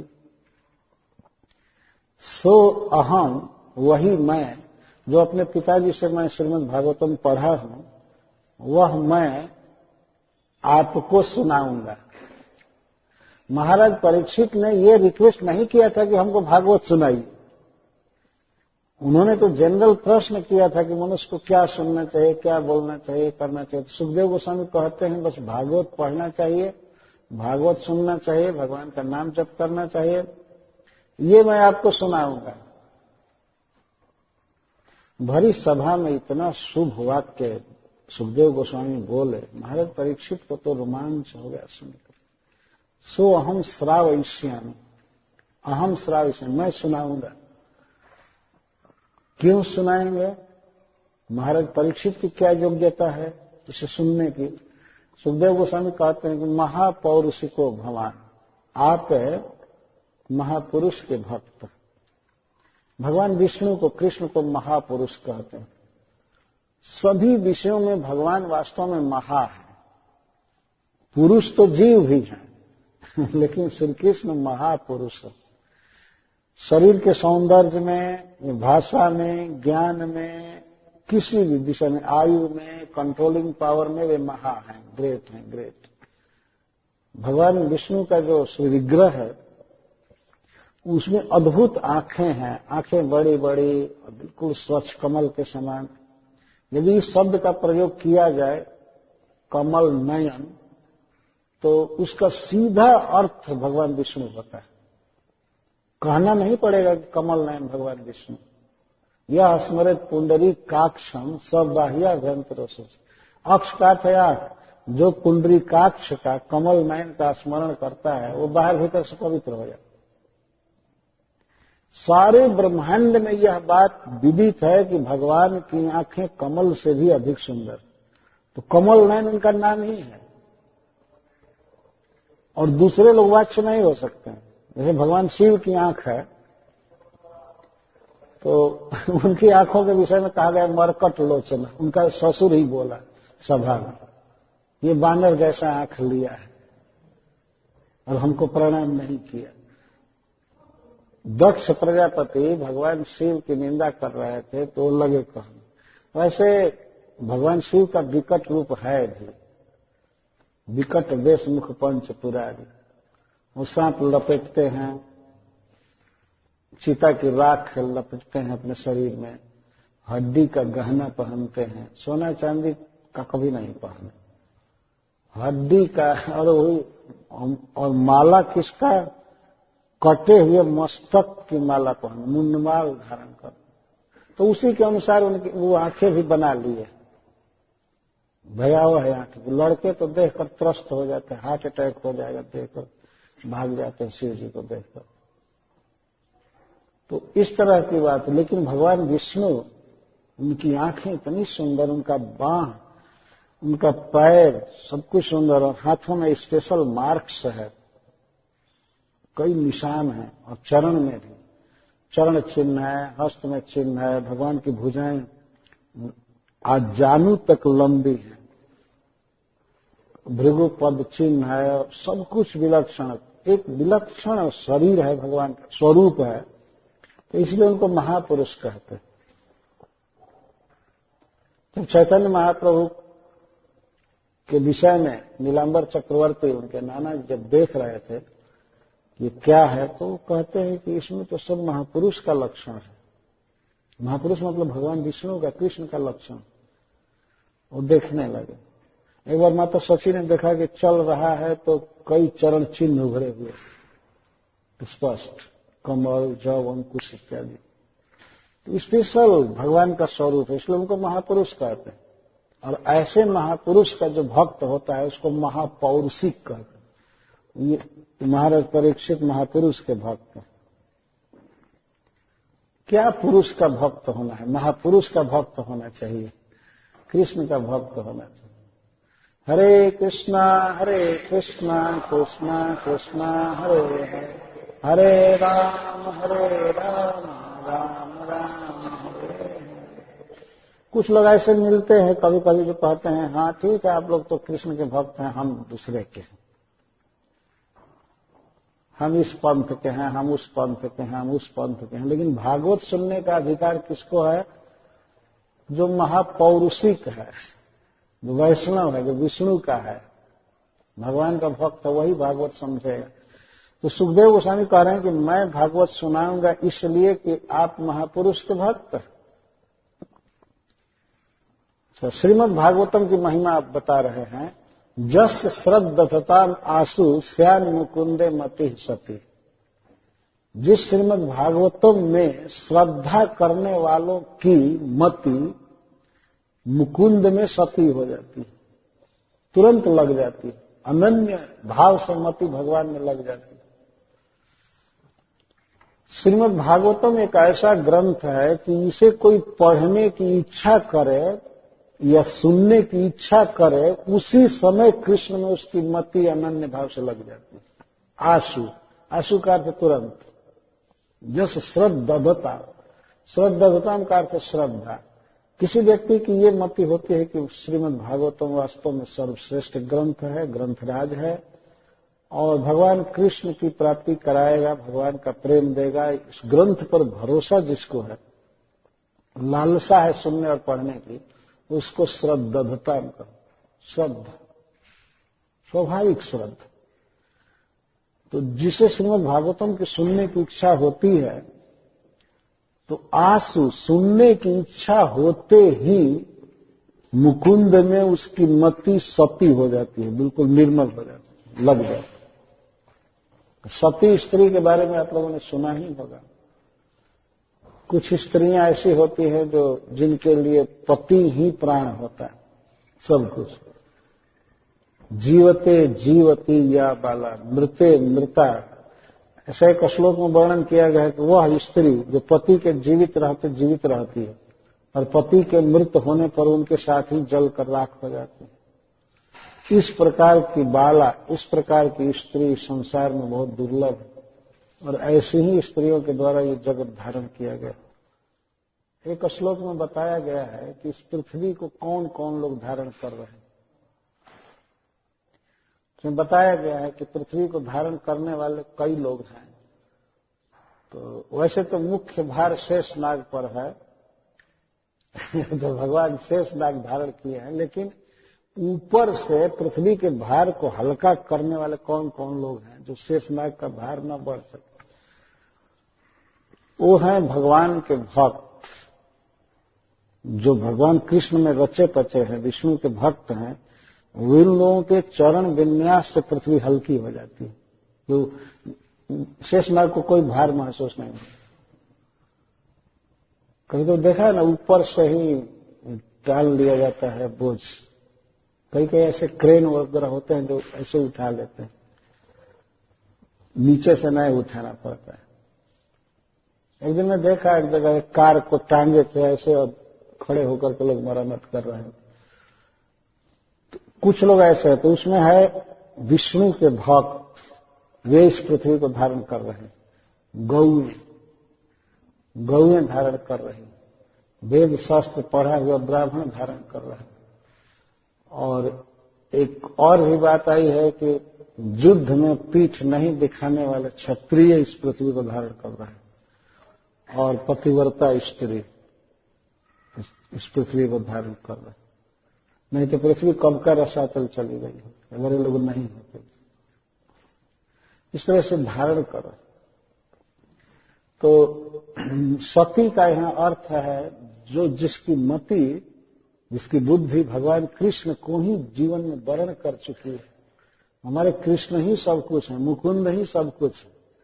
तो हमारे माता पिता पति भाई सब कुछ, हमारा लोक परलोक, हमारा मोक्ष, धर्म कर्म, जो कुछ भी है कृष्ण। कृष्ण के अतिरिक्त जिसके जीवन में कुछ भी सार नहीं है।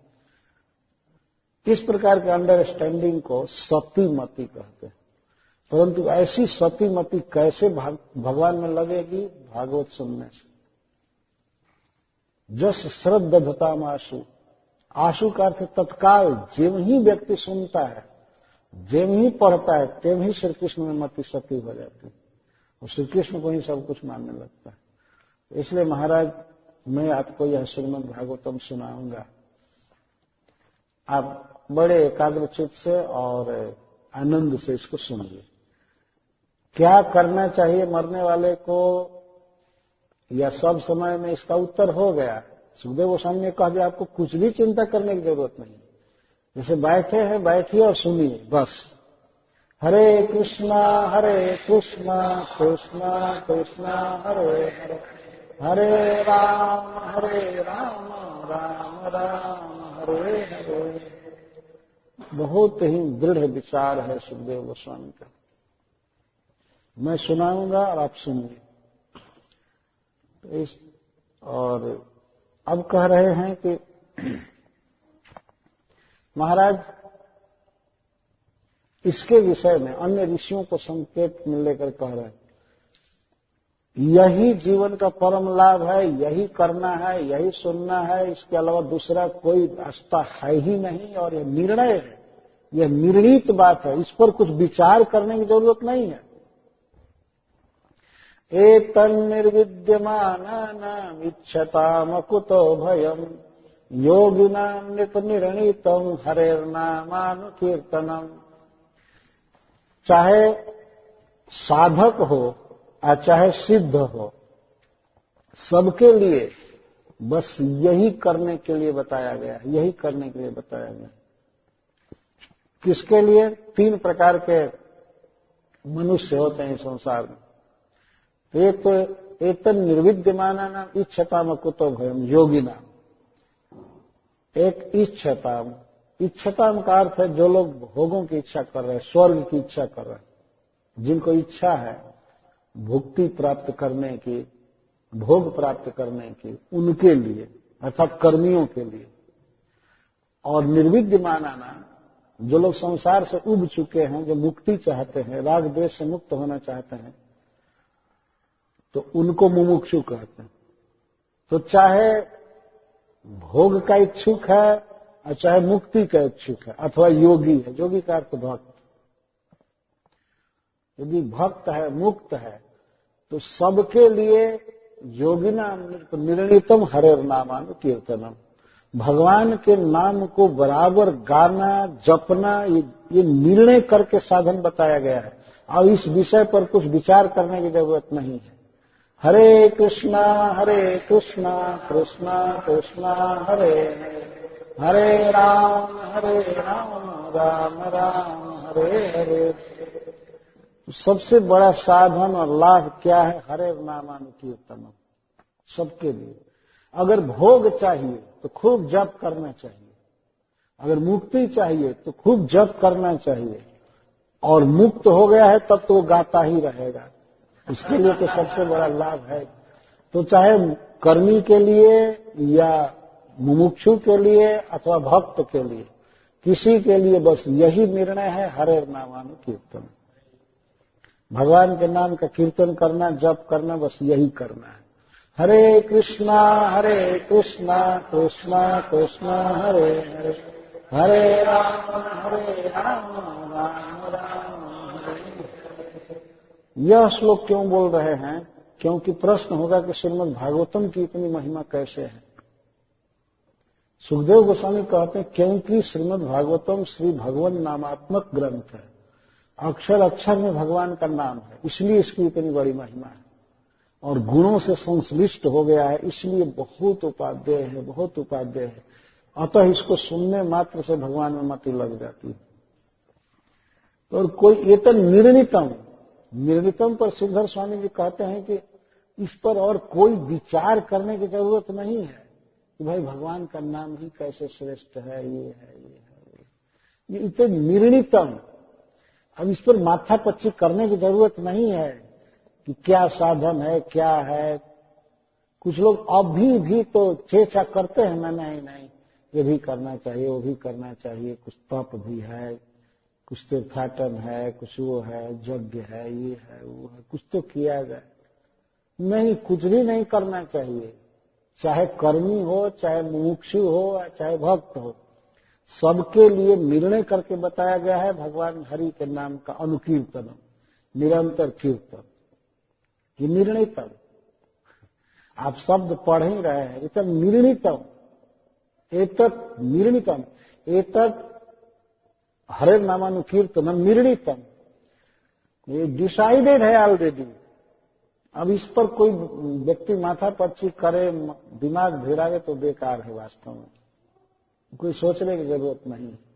हरे नाम हरेर्नामैव केवलम कलौ नास्तेव नास्तेव नास्तेव गतिरन्यथा।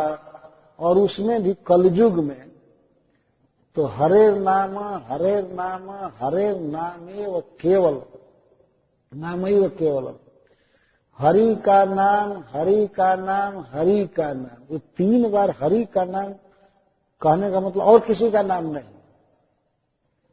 ध्यान रखना चाहिए कि हरेर नाम हरेर नाम हरेर नाम, हरि का नाम हरि का नाम हरि का नाम एव ही केवलम, ये तीनों अव्यय नैश्चित्यवाचक है। तीनों यही कह रहा है। एव का अर्थ एव ही केवलम, तीनों का लगभग एक ही अर्थ होगा, लेकिन मतलब दूसरा कोई उपाय नहीं है, इसको कहने के लिए कह रहे हैं। हरि का नाम ही केवलम, हरि का नाम ही केवलम, हरि का नाम ही केवलम। फिर भी कहते हैं न अस्ति अन्येव नास्तेव नास्तेव नास्तेव गतिरन्यथा, और कोई रास्ता नहीं है। मतलब ज्ञान कर्म जो कुछ भी नहीं है, केवल भगवान का नाम। हरे कृष्णा कृष्णा कृष्णा हरे हरे हरे राम राम राम हरे। तो फाइनल निष्कर्ष क्या है कि मनुष्य को सभी अवस्थाओं में अथवा म्रियमाण दशा में किसी भी समय कभी भी भगवान के नाम का कीर्तन करना चाहिए। फाइनल आया। इस तरह से सुखदेव गोस्वामी प्रवचन कर रहे हैं। इसीलिए सुखदेव गोस्वामी का प्रवचन वास्तव में टॉप है। ये उनका रियलाइजेशन है जिसे सुनने के लिए वहां सारे ऋषि मुनि बैठे हुए। और किसी के लिए भी यदि वास्तव में कोई व्यक्ति भोग चाहता है, इस पृथ्वी पर वो राजा बनना चाहता है, बहुत फैसिलिटी से रहना चाहता है, तो चाहिए कि जप करे। जप से उसे सब कुछ मिल जाएगा। जपात सिद्धिर जपात सिद्धिर जपात सिद्धिर न संशय। एक श्लोक में कहा गया कि जप से सिद्धि मिलेगी मिलेगी मिलेगी, इसमें कोई संदेह नहीं है। जपात सिद्धि जपात सिद्धि जपात सिद्धि न संशय, इसमें संशय नहीं है। हरे कृष्णा कृष्णा कृष्णा हरे हरे, हरे राम राम राम हरे हरे। महाराज का प्रश्न था किम जप्यम या जाप्यम, क्या जपना चाहिए, बार बार क्या बोलना चाहिए? तो यही बोलना चाहिए, हरे नामानुकीर्तन, भगवान श्री कृष्ण का नाम बोलना चाहिए। तो यह जब बात उन्होंने कहा कि मैं श्रीमद् भागवतम सुनाऊंगा जिसको सुनने से कृष्ण में अचल मति लग जाती है, तब महाराज परीक्षित बिल्कुल उदास हो गए, सुनकर खिन्न हो गए। क्यों? जब सुखदेव गोस्वामी ने ये कहा कि मैं भागवत सुनाऊंगा, तो महाराज परीक्षित के मन में आया कि हाय रे, मैं तो केवल 7 दिन जीवित रहूंगा, 7 दिन में मैं क्या भागवत सुनूंगा? भगवान की लीला अपार है, गुण अपार है, चरित्र अपार है। बहुत वर्ष तक जीने को मिला होता तब मैं भगवान की लीला सुन सकता था। हाय मेरा दुर्भाग्य, हमारा बहुत बड़ा दुर्भाग्य है। तब श्री सुखदेव गोस्वामी उनको आश्वासन देते हुए कहते हैं, किम प्रमत्तस्य बहुभिः परोक्षैर्हाय नैरिह वरम मुहूर्तम विदितम घटेत श्रेयसे गतः।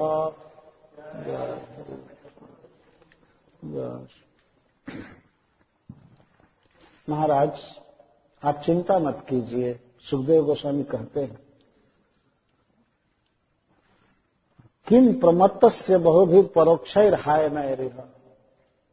यदि कोई व्यक्ति इस संसार में असावधान है, प्रमत्त है, जिसको ये पता ही नहीं चल रहा है कि उसके जीवन के कितने दिन व्यर्थ निकलते जा रहे हैं, बीतते जा रहे हैं, और इस तरह से मान लीजिए 10 वर्ष 20 वर्ष 100 वर्ष बिता दिया, बहुत लंबी आयु बिता दिया, तो प्रमत्त दशा में, लापरवाही में वर्ष के वर्ष बिताए हुए दिनों से क्या लाभ है? जो दिन व्यक्ति बिता दे, उनके कहने का आशय है कि बहुत से ऐसे लोग हैं जो बहुत वर्ष जिएंगे अभी, आपको तो केवल 7 दिन जीना है, लेकिन और लोग बहुत दिन जिएंगे या बहुत काल से जी रहे हैं। लेकिन यदि वे प्रमत्त हैं, अपने जीवन का लक्ष्य नहीं समझ रहे हैं, कृष्ण की भक्ति नहीं कर रहे हैं, जप नहीं कर रहे हैं, तो बहुत लंबी आयु जीने से भी क्या लाभ? किम न किमपि, क्या फल होगा? लापरवाह हैं, जीवन का अर्थ समझे ही नहीं, दिन बीतता जा रहा है, रात बीतती जा रही है, वर्ष बीतता जा रहा है, बीतते बीतते बीत गए, उस क्या फायदा? लंबी आयु होने से क्या फायदा? वरम मुहूर्तम विदितम घटेत श्रेयसे जत। विदितम मुहूर्तम वरम, मैं तो उस मुहूर्त को, मुहूर्त मात्र समय को भी श्रेष्ठ मानता हूं जो विदितम, जो जानकारी में बिताया गया। जानकारी में कह रहे मेरा जीवन जा रहा है, मुझे भगवान कृष्ण का कीर्तन करना चाहिए, कथा सुनना चाहिए, इस चेतना में अगर थोड़ा भी समय बिताया गया तो श्रेष्ठ वरम, तो श्रेष्ठ है। और भगवान कृष्ण के विस्मृति में वर्ष के वर्ष बिताया जाए तो क्या फायदा? थोड़ा भी समय अगर भगवान की भक्ति में बिता दिया जाए तो वही श्रेष्ठ है। तो किसी मनुष्य की आयु 50 वर्ष तक बीत गई, 60 वर्ष बीत गई, क्या लाभ हुआ उससे? कुछ भी नहीं। लेकिन अगर 2-4 साल भी 2-4 महीना 2-4 दिन भी अगर वो जानबूझ करके बिता दिया कि अब मैं व्यर्थ जीवन नहीं जाने दूंगा, भगवान का जप करूंगा, भक्ति करूंगा, भागवत पढ़ूंगा, तो उसका वो श्रेष्ठ है, बहुत अच्छा है। उनको आश्वासन दे रहे हैं। और वास्तव में यह बात सबके लिए ठीक है। जितना दिन विस्मृति में गया गया, क्या किया जाएगा, उसको तो लौटा करके लाएंगे नहीं, है ना। अब कोई किसी उपाय से सोचे कि 2003 को लौटा करके लाऊं और फिर से जनवरी चालू करूं, कहां से कर पाएगा। तो 4 चालू हो गया है, चल रहा है। चाणक्य पंडित जी कहते हैं कि आयुषः क्षण में कोपि न लभ्य स्वर्ण कोटि भी। जीवन का 1 सेकेंड भी करोड़ों स्वर्ण मुद्रा खर्च करने पर नहीं लौटेगा। जो जीवन चला गया और उसमें से 1 मिनट पिछला कोई लौटा सकता है क्या। दुनिया का पूरा सोना दान कर दे कि हमको लौटा दिया जाए, चाहे जमराज जी के पास, चाहे काल के पास, नहीं लौटे, जो बीता बीत गया। अच्छा, यह ध्यान रखिए कि जो 1 सेकेंड का समय सुमेरु पर्वत देने के बाद भी नहीं मिलेगा, वैसे ही कई क्षण अभी बाकी है ना। कई क्षण बाकी हैं, वो तो लौटाया नहीं जा सकता, लेकिन अभी क्षण कुछ बाकी है, तो कितना सुमेरु पर्वत, कितना सोना की ढेरी अभी बाकी है ना। तो अगले क्षण का तो इस्तेमाल कृष्ण के कीर्तन में करना चाहिए। हरे कृष्णा कृष्णा कृष्णा हरे हरे, हरे राम राम राम हरे हरे। मान लीजिए किसी के पास मिलियंस बिलियंस डॉलर हो और सब बेकार सड़ जाए, खत्म हो जाए, जल जाए, तो अब वो क्या कहेगा कि अरे मेरे पास तो इतना स्टॉक, क्या हुआ उसे, न कुछ खरीदे, न खाए पिए, न घूमे, सब समाप्त हो गया। किसी ने चुरा लिया, चाहे कहीं आग लग गई, जल गया, खत्म हो गया। लेकिन उससे तो कम ही डॉलर हो, लेकिन जिससे आदमी कुछ खरीदे, खाए पिए, अच्छा है ना। तो पिछला ढेरी ढेरी रह करके क्या होगा। वरम मुहूर्तम विदितम घटेत श्रेय से जत, जो श्रेय के लिए घटेत, जो परम कल्याण के लिए बिताया जाए, लगता है वो समय श्रेष्ठ है। इसलिए आप चिंता मत कीजिए। तो उदाहरण दे रहे हैं, खट्वांगो नाम राजर्षिर ज्ञात्वा यत्ता मिहायुषः मुहूर्तम सर्वमुत्सृज्य गत्वा न भयम हरिम। महाराज, आपने सुना होगा खट्वांग नाम के एक राजर्षि हुए हैं सूर्य वंश में, भगवान श्री राम के पूर्वज थे। वे देवताओं की मदद करने के लिए स्वर्ग गए थे, इतने प्रतापी राजा थे। बहुत काल तक रक्षा करते रहे, तो देवता लोग बहुत प्रसन्न हुए महाराज खट्वांग से, और उन्होंने कहा, देवताओं ने कहा कि महाराज अब आप विश्राम कीजिए, और आपने हमारी बहुत काल तक रक्षा की है, इसलिए हम आपको कुछ देना चाहते हैं, आप हमसे वर मांगिए।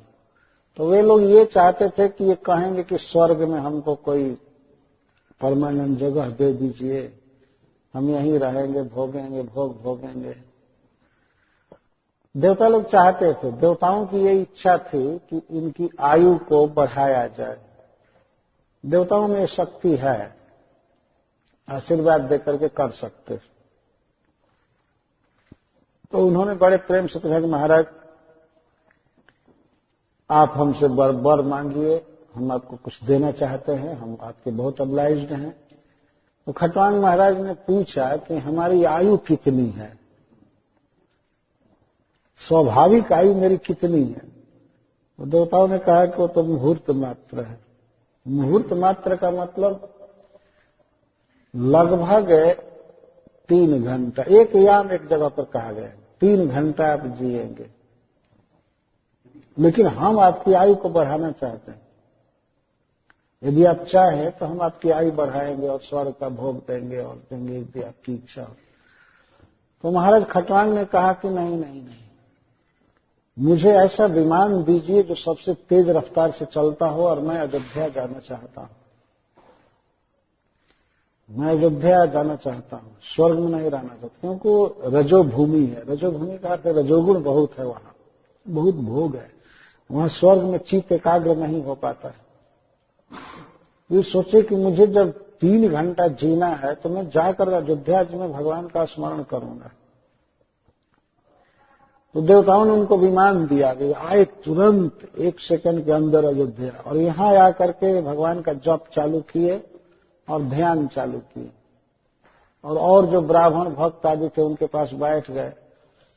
3 घंटे के अंदर मुहूर्त मात्र में गत्वा न भयम हरिम, उनके लिए विमान आया वैकुंठ से, और महाराज खटवांग यहां से दूसरे विमान पर चढ़ करके देवताओं के समाज से ही फिर गए। मतलब ये जो भारतवर्ष है यह वैकुंठ जाने का एयरपोर्ट है, यहां से विमान खुला, स्वर्ग से नहीं। वो स्वर्ग से आए अयोध्या जी और वहां भगवान का स्मरण भजन किया और वहां से चले गए। सुखदेव गोस्वामी भरी सभा में इस इतिहास को कह रहे। ये सर्वविदित बात थी, इसीलिए उन्होंने इसकी व्याख्या नहीं किया, एक श्लोक में कह दिया। खट्वांगो नाम राजर्षि ज्ञात्वा इयत्ता यह आयुष, आयुष इयत्ता में ज्ञात्वा, आयु की इयत्ता कितनी है, कितनी अवधि है जान करके मुहूर्तम सर्वम उत्सृज्य गत्वा न भयम हरि, भगवान के अभय पद को प्राप्त कर लिए, भगवान के वैकुंठ धाम को प्राप्त किए जहां कोई भय नहीं। थोड़े समय में जब 3 घंटे में भगवान का धाम प्राप्त किया जा सकता है तो तवाप्ये तरहि कौरव्य सप्ताहम जीवितावधि उपकल्पय तत्सर्वम तावत जत्सांतरायिकम। तवाप्ये तरहि कौरव्य सप्ताहम जीवितावधि, हे कुरुनंदन, तो ये तरही, अभी तो आपकी 7 दिन की अवधि है, अभी तो आपको 7 दिन जीना है, बहुत काफी है। सप्ताहम जीवितावधि, महाराज अभी तो आपको सप्ताह तक जीना है। अह का अर्थ है दिन और सप्त का अर्थ है 7, 7 दिन, और निशा रात को कहते हैं, इसलिए अहर्निश कहते हैं 24 घंटे को, रात दिन, दिन रात, अहर्निश। तो अभी तो आपको 7 दिन जीना है। उपकल्पय तत्सर्वम तावत जत सांतरायिकम, अपना परलोक सुधारने के लिए अर्थात भगवान श्री कृष्ण के पास जाने के लिए जो भी करना है आप कर लीजिए। तो महाराज परीक्षित ये वाक्य सुने तो आश्चर्यचकित हो गए, जो कुछ करना हो हमें और क्या करना पड़ेगा। तो सुखदेव गोस्वामी ने उसका संकेत किया कि कुछ भी नहीं, बस सुनिए और कुछ भी नहीं करना है। द परलोक सांपरायिकम, सांपराय का अर्थ होता है परलोक का साधन। आपको इस जीवन के बाद भगवान कृष्ण का चरण कमल पाना है, भगवान के पास जाना है पार्षद बन करके, तो उसके लिए आप उपकल्प या तत्सर्व उसको पूरा कर लीजिए। और पूरा करने का मतलब है कि श्रीमद् भागवत सुनने के लिए तैयार हो जाइए, बस। ऐसा नहीं कि सुखदेव गोस्वामी अब कहीं भेजे कि जाइए तीर्थ घुमाइए, उधर ये कीजिए, उधर ये कीजिए, उधर यज्ञ चालू कीजिए, उधर ये कीजिए, ऐसा कुछ नहीं। सुनिए, सुनने से बढ़कर और कुछ भी नहीं है वास्तव में। यह श्रीमद् भागवतम के पन्नों से पता चलता है, सुनने के बराबर कुछ नहीं है। हरे कृष्णा कृष्णा कृष्णा हरे हरे, हरे राम राम राम हरे हरे। सप्ताहम, सप्ताह शब्द आया ना, कुछ लोग पूछते हैं ये सप्ताह शब्द कहां से आया। ये भागवत के इसी श्लोक में सप्ताह शब्द आया ना और महाराज परीक्षित ने सप्ताह सुना था। ये सप्ताह सुनना भी अपने आप में एक बहुत पूर्ण बात है, परफेक्ट है। यदि ढंग से सुनाया जाए, सुना जाए, बहुत प्रभाव है श्रीमद् भागवतम का। जीवन में मनुष्य को क्या करना चाहिए तो इसका उत्तर यह है कि श्रीमद् भागवतम अवश्य पढ़ना चाहिए, सुनना चाहिए। मनुष्य जीवन पा करके कोई व्यक्ति भागवत नहीं सुना, भागवत नहीं पढ़ा या भगवान का जप आदि नहीं किया तो वो तो बिल्कुल एनिमल है वास्तव में, केवल हाथ पैर मनुष्य जैसा है, लेकिन वास्तव में वो पशु है। गोस्वामी तुलसीदास जी तो कहते हैं कि वो भी निकृष्ट पशु है जिसको पूंछ और सींग नहीं है। रामचंद्र के भजन बिनु जो चह पद निर्वाण, ज्ञानवंत अपि सो नर पशुबिन पूछ विषाण। विषाण कहते सिंह को, पूछ मैंने पूछ। जो भगवान श्री राम के भजन के बिना गति चाहता है, भगवान का भक्त नहीं है, तो वह तो पशु है, वह भी बहुत खराब पशु है। जिस पशु को पूंछ न हो और सींग न हो तो खराब माना जाता है। भगवान ने रक्षा के लिए सिंह बना दिया है, अपनी रक्षा करता है पशु, और पूंछ से मक्खी आदि हटाता है। मैं देखा है कुछ लोग इधर कुत्तों की छोटी सी पूंछ होती है उसको भी काट देते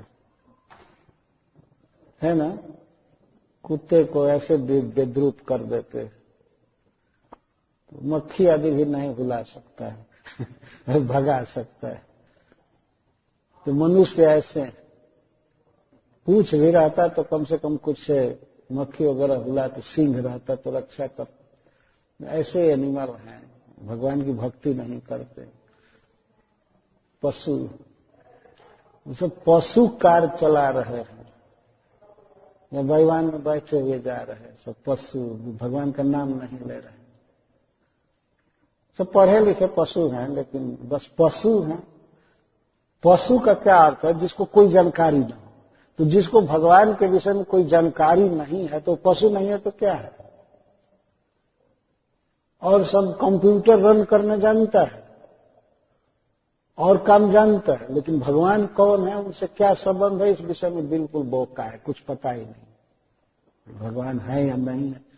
संबंध की बात तो दूर है, भगवान है कि नहीं है पूछिए तो ऐसे करता है आदमी को, क्या है? अगर है भी तो हमको इससे क्या मतलब, ऐसे पूछते। अगर भगवान है भी तो हमको क्या इससे मतलब? वही एनिमल, इस तरह से पशु जैसे दुर्बुद्धि। तो समझने की जरूरत। वास्तव में मनुष्य जीवन श्रीमद् भागवतम सुनने के लिए है, पढ़ने के लिए, भगवान का नाम जपने के लिए। जो व्यक्ति जप करता है वास्तव में वही मनुष्य है। जो भगवान से प्यार करता है, भगवान की पूजा करता है, वही मनुष्य है, अन्यथा पशु है। पशु ऐसे लंबा पशु खड़ा हो गया है, 4 पैर का नहीं है, दूसरे आकार का पशु है, लेकिन भूमि भार भूत है।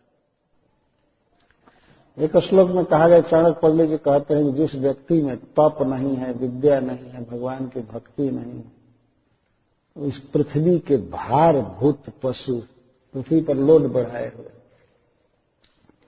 तो जीवन की ये सफलता है। सुखदेव गोस्वामी स्पष्ट बोल रहे हैं। खटवान राजर्षि का उदाहरण देकर समझा रहे हैं कि अब तो जानबूझ करके समय बिताना चाहिए। मान लीजिए 24 घंटे नहीं कोई भजन कर सकता है, अरे 1 घंटे 2-4 घंटे भी जप किया जाए तब भी उसका बेड़ा पार हो जाएगा। कुछ देर तो भागवत पढ़ना चाहिए। एक व्यक्ति हमसे पूछा एक बार कि महाराज कितना देर भागवत पढ़ना चाहिए? तो मैं कहा कम से कम जितना न्यूज पेपर पढ़ते हो उतना देर तो पढ़ो उतना देर तक तो रोज पढ़ो। कुछ लोग तो बिना मतलब के देखते रहते हैं, इधर ही उलाटो इलाटो इलाटो इलाटो, और ज्यादा समय नहीं है तो कम से कम पन्ना उलाट उलाट कर 2-4 श्लोक भी देखे तो चलो कुछ तो हुआ। इसे पढ़ना चाहिए। कुछ लोग न्यूज़पेपर पढ़ते हैं टॉयलेट के रूम में, बाथरूम में पढ़ते हैं। कई बार मैं अमेरिका में देखा इधर उधर कि बाथरूम में अखबार फेंका हुआ है, कोई मैगजीन फेंका हुआ है। तो मैं पूछा कि यहाँ क्यों फेंके? बताया महाराज वहीं पढ़ते हैं। मैंने कहा हाँ ठीक ठीक, उचित प्लेस पर पढ़ते हैं। तो मैं कहा कि इसको केवल वहीं पढ़ना चाहिए, बाहर नहीं। वही पढ़ने योग्य चीज है वास्तव में। तो जब तक बाथरूम में है तब तक पढ़े, बाकी बाहर भागवत पढ़ना चाहिए, गीता पढ़ना चाहिए, चेतन चेतावनी पढ़ना चाहिए। ये धर्म है। अपने समय को जो बीतता जा रहा है अपने आप हिसाब रखना चाहिए। कोई चतुर व्यक्ति वो अपना स्टॉक रोज देखता है कि हमारा इतना ये चेक बुक से इतना चेक खत्म हो गया, इतना पैसा मेरा लग गया। वो सोचेगा ना, हिसाब जरूर करेगा कि हमारी बचत होनी चाहिए। ऐसा नहीं कि बस चेक लिखता जाए, खर्च करता जाए। ऐसी पाश्चात्य देश की नीति है कि आदमी खर्च ज्यादा से ज्यादा कर दे, उसको पता न लगे। ये क्रेडिट कार्ड या चेक द्वारा पैसा खर्च ज्यादा हो जाता है, आदमी को पता नहीं लगता। कैश देना पड़ता है तो लगता है कि खर्च हो रहा है। लोगों को उल्लू बनाने का एक उपाय है, इस तरह से थोड़ा आंखों के सामने न दिखाई पड़े। एक बार मैं पूछ दिया एक व्यक्ति से कि यहाँ पर किसी वस्तु का दाम मान लीजिए $4 रखना है उनको, तो रखते हैं $3.99। ये क्यों? तो वो कहे कि इसलिए रखा गया है कि कस्टमर के मन पर असर पड़े कि $3 लिखा गया। ये पता नहीं सत्य है या नहीं, लेकिन यही सत्य है। तो ये क्रेडिट कार्ड वगैरह भी इसी के लिए है कि उसको पता न चले कि इतना खर्च हो रहा है। सामने देख करके तो छनक जाएगा, सामने सजग हो जाएगा। लेकिन इस तरह से मनुष्य को अपने बीतते हुए समय को ध्यान में रखना चाहिए। इसीलिए कैलेंडर देखा जाता है, रोज कैलेंडर बदलना चाहिए। हाय रे कल तो गया मेरा। टेबल पर आदमी डेट बदलता है लेकिन ये नहीं सोचता है कि मेरा तो गया 24 घंटा। संध्या बंदन आदि का यही रहस्य है कि सवेरे बैठे आदमी सोचे हाय रे रात चली गई, दिन प्रारंभ हो रहा है। शाम को फिर संध्या बंदन करते हैं कि जा दिन भी गया, रात गई दिन आया, दिन गया रात आया। इस तरह से कुछ रात और दिन मिला करके ही तो जीवन है, चला जाता है। इसको खर्च करने में सावधान होना चाहिए। और खर्च करने में ऐसा नहीं कि आदमी बचा लेगा, तो बचा तो सकता नहीं, लेकिन उसके बदले कमा लेना चाहिए। दूसरा कहने का आशय ये है, समय तो बीतेगा लेकिन बीते कैसे बीते? हरे कृष्णा कृष्णा कृष्णा हरे हरे, हरे राम राम राम हरे हरे। इस तरह बीते, चाहे भगवान को प्रणाम करने में बीते, कथा सुनने में बीते, भागवत पढ़ने में बीते, जप करने में बीते, पूजा करने में बीते, इस तरह से बीते। तो माना जाएगा कि हमारा पैसा गया लेकिन बहुत खरीद करके गया है ना, बहुत मूल्यवान चीज मैं ले लिया। अरे भागवत में लिखा गया है केवल एक चाम की जीभ हिलाने से अगर वैकुंठ मिल जाए तो इससे सस्ता सौदा क्या हो बताइए। केवल हरे कृष्ण बोलने से और वैकुंठ का साम्राज्य पूरा मिल जाए तो कौन व्यक्ति नहीं करेगा।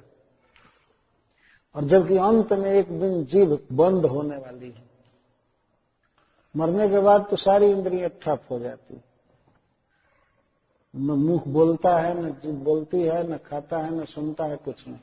तो जब तक काम कर रहे हैं तब तक इनसे भगवान का नाम रटना चाहिए, भागवत पढ़ना चाहिए। यही मनुष्य जीवन की सार्थकता है, यही करना चाहिए।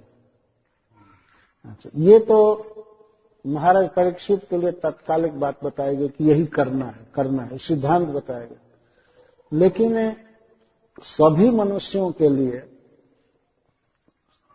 विशेष करके म्रियमाण के लिए क्या करना चाहिए, अब यहां से चालू कर रहे हैं। जो मरने वाला है व्यक्ति, उसको क्या करना चाहिए? उसके लिए भी यही करना चाहिए कि उसे जप चालू करना चाहिए। लेकिन फिर भी घर में रहने पर चेतना दूसरी रहती है। अतः जब जान जाए व्यक्ति कि अब मरना है तो ये करे। अंत काले तो पुरुष आगते गत साध्वसः छिन्द्यात् असंग शस्त्रेण स्पृहान देहेन ये चतन। पुरुषः, किसी विवेकी पुरुष व्यक्ति को ये पता लगे कि अब मैं नहीं रहूंगा, अब शरीर चाहे 1 साल, चाहे 6 महीना, चाहे 10 दिन का मेहमान है, अब शरीर नहीं रहेगा। तो ये जब जानकारी हो जाए तो पहला काम ये करे कि गत साधो सो, डरे नहीं, भय मत करे, क्योंकि वो नहीं मरेगा। मरण से डरना नहीं चाहिए। और ऐसा नहीं है कि कोई डर जाएगा तो जमराज जी माफ कर देंगे, नहीं। इसलिए भय नहीं करना चाहिए। आखिर मरना तो है ही, मरने का मतलब शरीर छोड़ना है। आत्मा तो मरेगा नहीं और शरीर छूटेगा ही। कोई जमराज जी से माफी मांगे, चाहे भय करे, तो उससे ऐसा नहीं होगा कि वो थोड़ा 2-4 दिन छोड़ देंगे, नहीं। भय करो चाहे कुछ भी करो। तो पहले तो चेतना के विषय में सुखदेव गोस्वामी बता रहे हैं कि मन में थोड़ा भी भय न करें। गत साध्वस, साध्वस का अर्थ होता है भय। भय न करे कि मर जाऊंगा, कुछ भी नहीं होगा। अरे कभी कभी हमने देखा है कुछ बच्चों को इंजेक्शन दिया जाता है तो इंजेक्शन के पहले कांपने लगते हैं, नहीं इंजेक्शन नहीं लेंगे, सुई नहीं लेंगे, सुई नहीं लेंगे। और कुशल डॉक्टर जब सुई दे देता है तो इसके बाद हंसने लगता है, अच्छा दर्द नहीं हुआ, कुछ नहीं हुआ। वास्तव में इस तरह से ये जीव देह छोड़ता है, छोड़ना तो पड़ेगा। घबराना नहीं चाहिए। पहली तो बात यह है कि शरीर जाने से घबराना नहीं चाहिए। और छिंद्या असंग शस्त्र, वैराग्य के शस्त्र द्वारा, तलवार द्वारा देह में जो सुखी होने की लालसा है, और देह तम अनु, और देह के जो अनु है, संबंधी हैं, स्त्री पुत्र घर द्वार आदि में, स्पृहा छिंद्या, स्पृहा काट दे। यही बहुत कठिन है विषय आदमी के लिए। देह में स्पृहा काट दे और देह के संबंधियों से स्पृहा काट दे। स्पृहा मतलब देह में सुख पाने की लालसा काट दे। जब इतना दिन जी करके इससे कोई सुख नहीं मिला, इतना दिन इस देह में रहे सुख नहीं मिला, तो अब इसमें रहकर हम क्या सुख पाएंगे? इसे सोचना चाहिए ना। जब जवान थे सुख मिला ही नहीं और सब दुख में ही जिंदगी चली गई, तो अब 2-4 दिन जीना है, 10 दिन जीना है, तो इसमें क्या सुख पाने की इच्छा रखती? इसलिए देह की अवस्थिति पर विचार न करे कि कैसे रहेगा, क्या रहेगा, इसको ठंडा लगे या गर्मी लगे, ये लगे वो लगे, इसकी उपेक्षा कर देनी चाहिए। और स्त्री आदि से भी, पुत्र आदि से सुखी होने की इच्छा त्याग देनी चाहिए, या संग की इच्छा। गृहात् प्रव्रजितो धीर, आगे के श्लोक में कहा गया। देह की स्पृहा छोड़ करके, सुख की चिंता छोड़कर पुत्र परिवार से बात भी नहीं करना चाहिए। स्पृहा की तो बात अलग है। घर छोड़ते समय स्त्री से भी नहीं बात करना चाहिए। बात करने में कहीं रो देगी तो आदमी घर छोड़कर जाएगा ही। ये बहुत खतरा है। घर से चल देना चाहिए, क्योंकि अंततः संग छूटेगा है। जैसे फ्लाइट तैयार होता है तो विमान वाले बोलते हैं ना कि बेल्ट बांध लीजिए, ऐसे कीजिए, ऐसे कीजिए, कीजिए कीजिए, सावधान हो जाइए। तो अब जाना है तो अब स्त्री से बात करने का समय गया और बच्चे से बात करने का। तो गृहात् प्रव्रजित, प्रव्रजन का है तो घर से चल दे। कहां जाए? पूर्ण तीर्थ जलाप्लुत, वृंदावन चला जाए या हरिद्वार चला जाए, कहीं भगवान के धाम में जाए जहां गंगा जी हैं, जमुना जी हैं, पूर्ण तीर्थ के जल में स्नान करे। आप्लुत, आप्लुत का अर्थ है कि कई बार स्नान करे। जब शरीर जाने वाला है तो गंगा जी के जल से भींगा रहे शरीर, बहुत अच्छा है।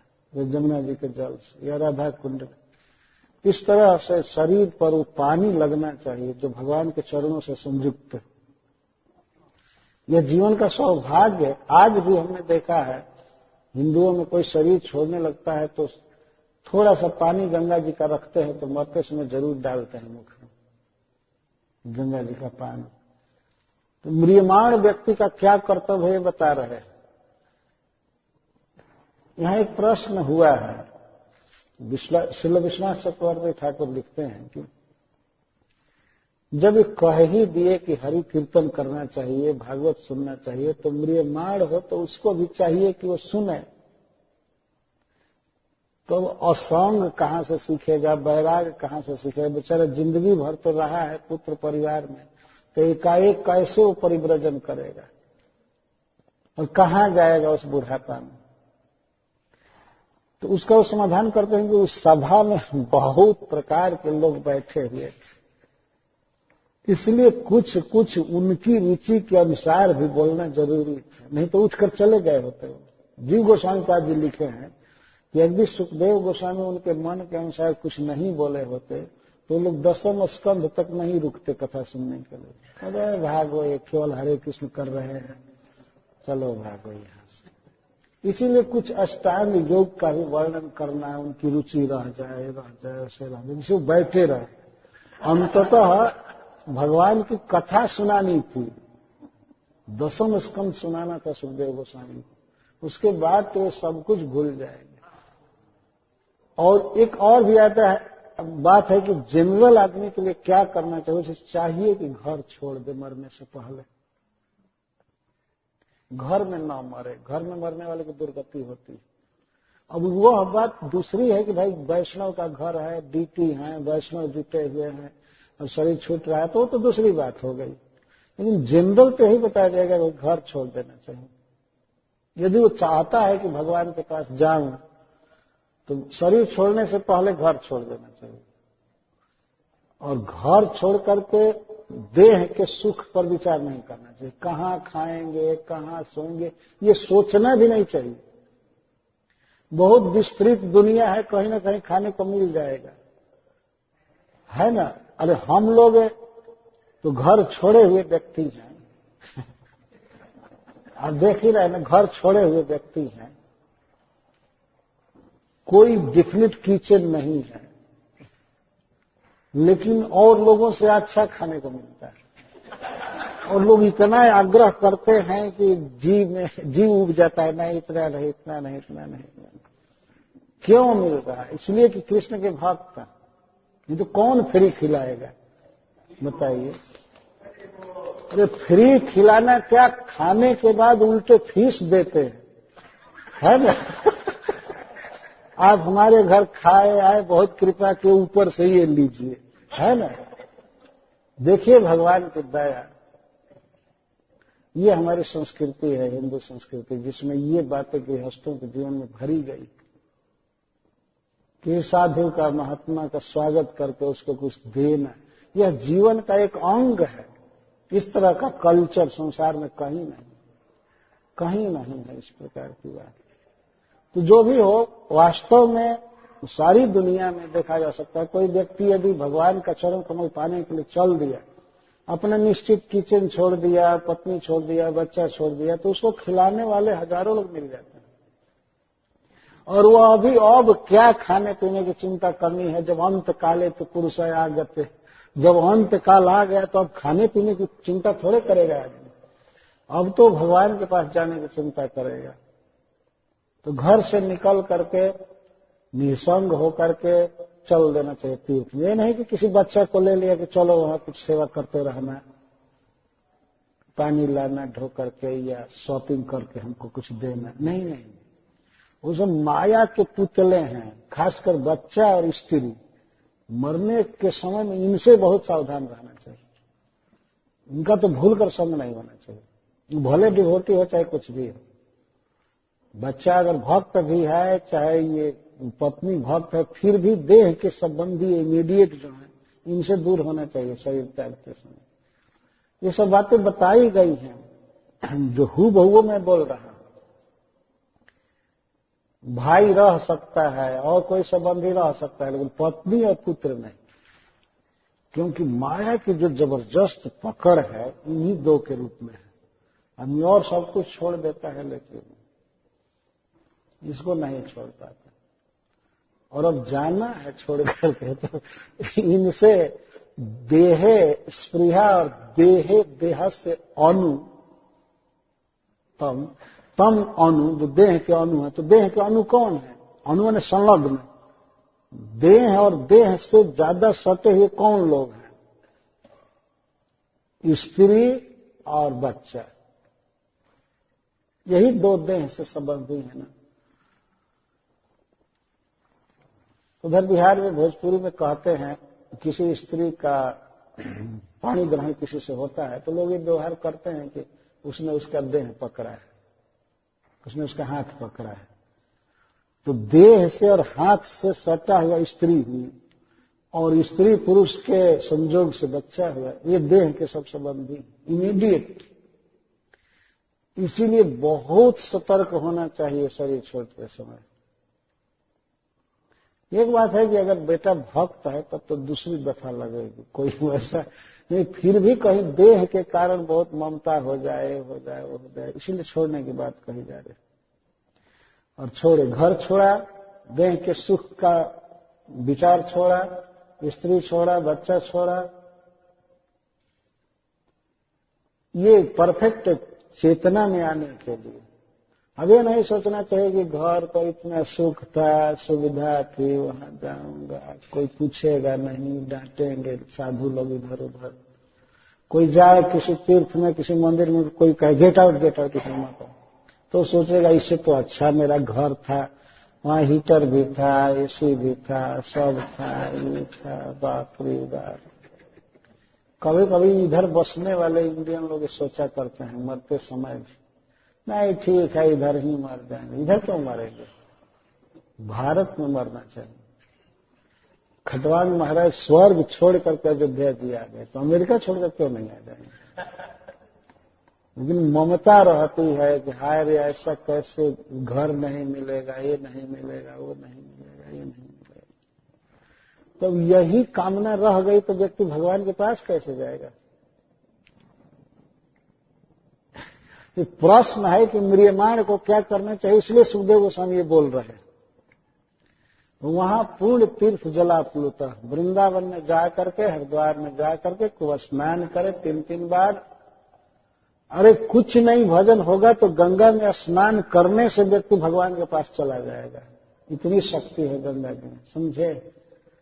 विश्वास करना चाहिए। वो ब्रज भूमि, ब्रजरज शरीर में सटा रहे मरते समय तो सदगति में कोई संदेह नहीं है। गंगा जमुना का पानी यदि सटा रहा शरीर में तो कोई बात नहीं। और भूल चूक हो गई है, भगवान का भजन नहीं हुआ है, फिर भी उसकी सदगति होगी। वो अपने बल से उसको मुक्त करेगा। और भजन करे तब तो अद्भुत फायदा है। तीर्थ में जा करके अगर भजन करे तब तो कई गुना लाभ। हम कल का उदाहरण देते हैं, जैसे एयरपोर्ट पर एस्केलेटर होता है, उससे चौड़ा बेल्ट चलता है, एस्केलेटर कहते हैं, क्या कहते हैं? एस्केलेटर का। तो वो धाम जैसा है, उस पर कोई बस केवल चढ़ जाए तो चलता जाएगा, है ना?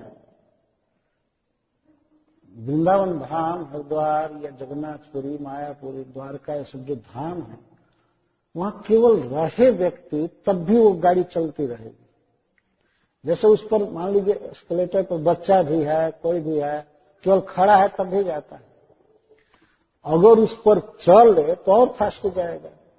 वो कहते हैं कि आप राइट में, लेफ्ट में वॉकिंग कीजिए और राइट में खड़े रहिए, ऐसा कहते हैं ना। तो अगर वॉकिंग कर रहा है, मतलब कोई भजन कर रहा है, जप कर रहा है, तो और फास्ट जाएगा। अगर नहीं भी कर रहा है तो उसके स्पीड से तो जाएगा ही। ये इस तरह से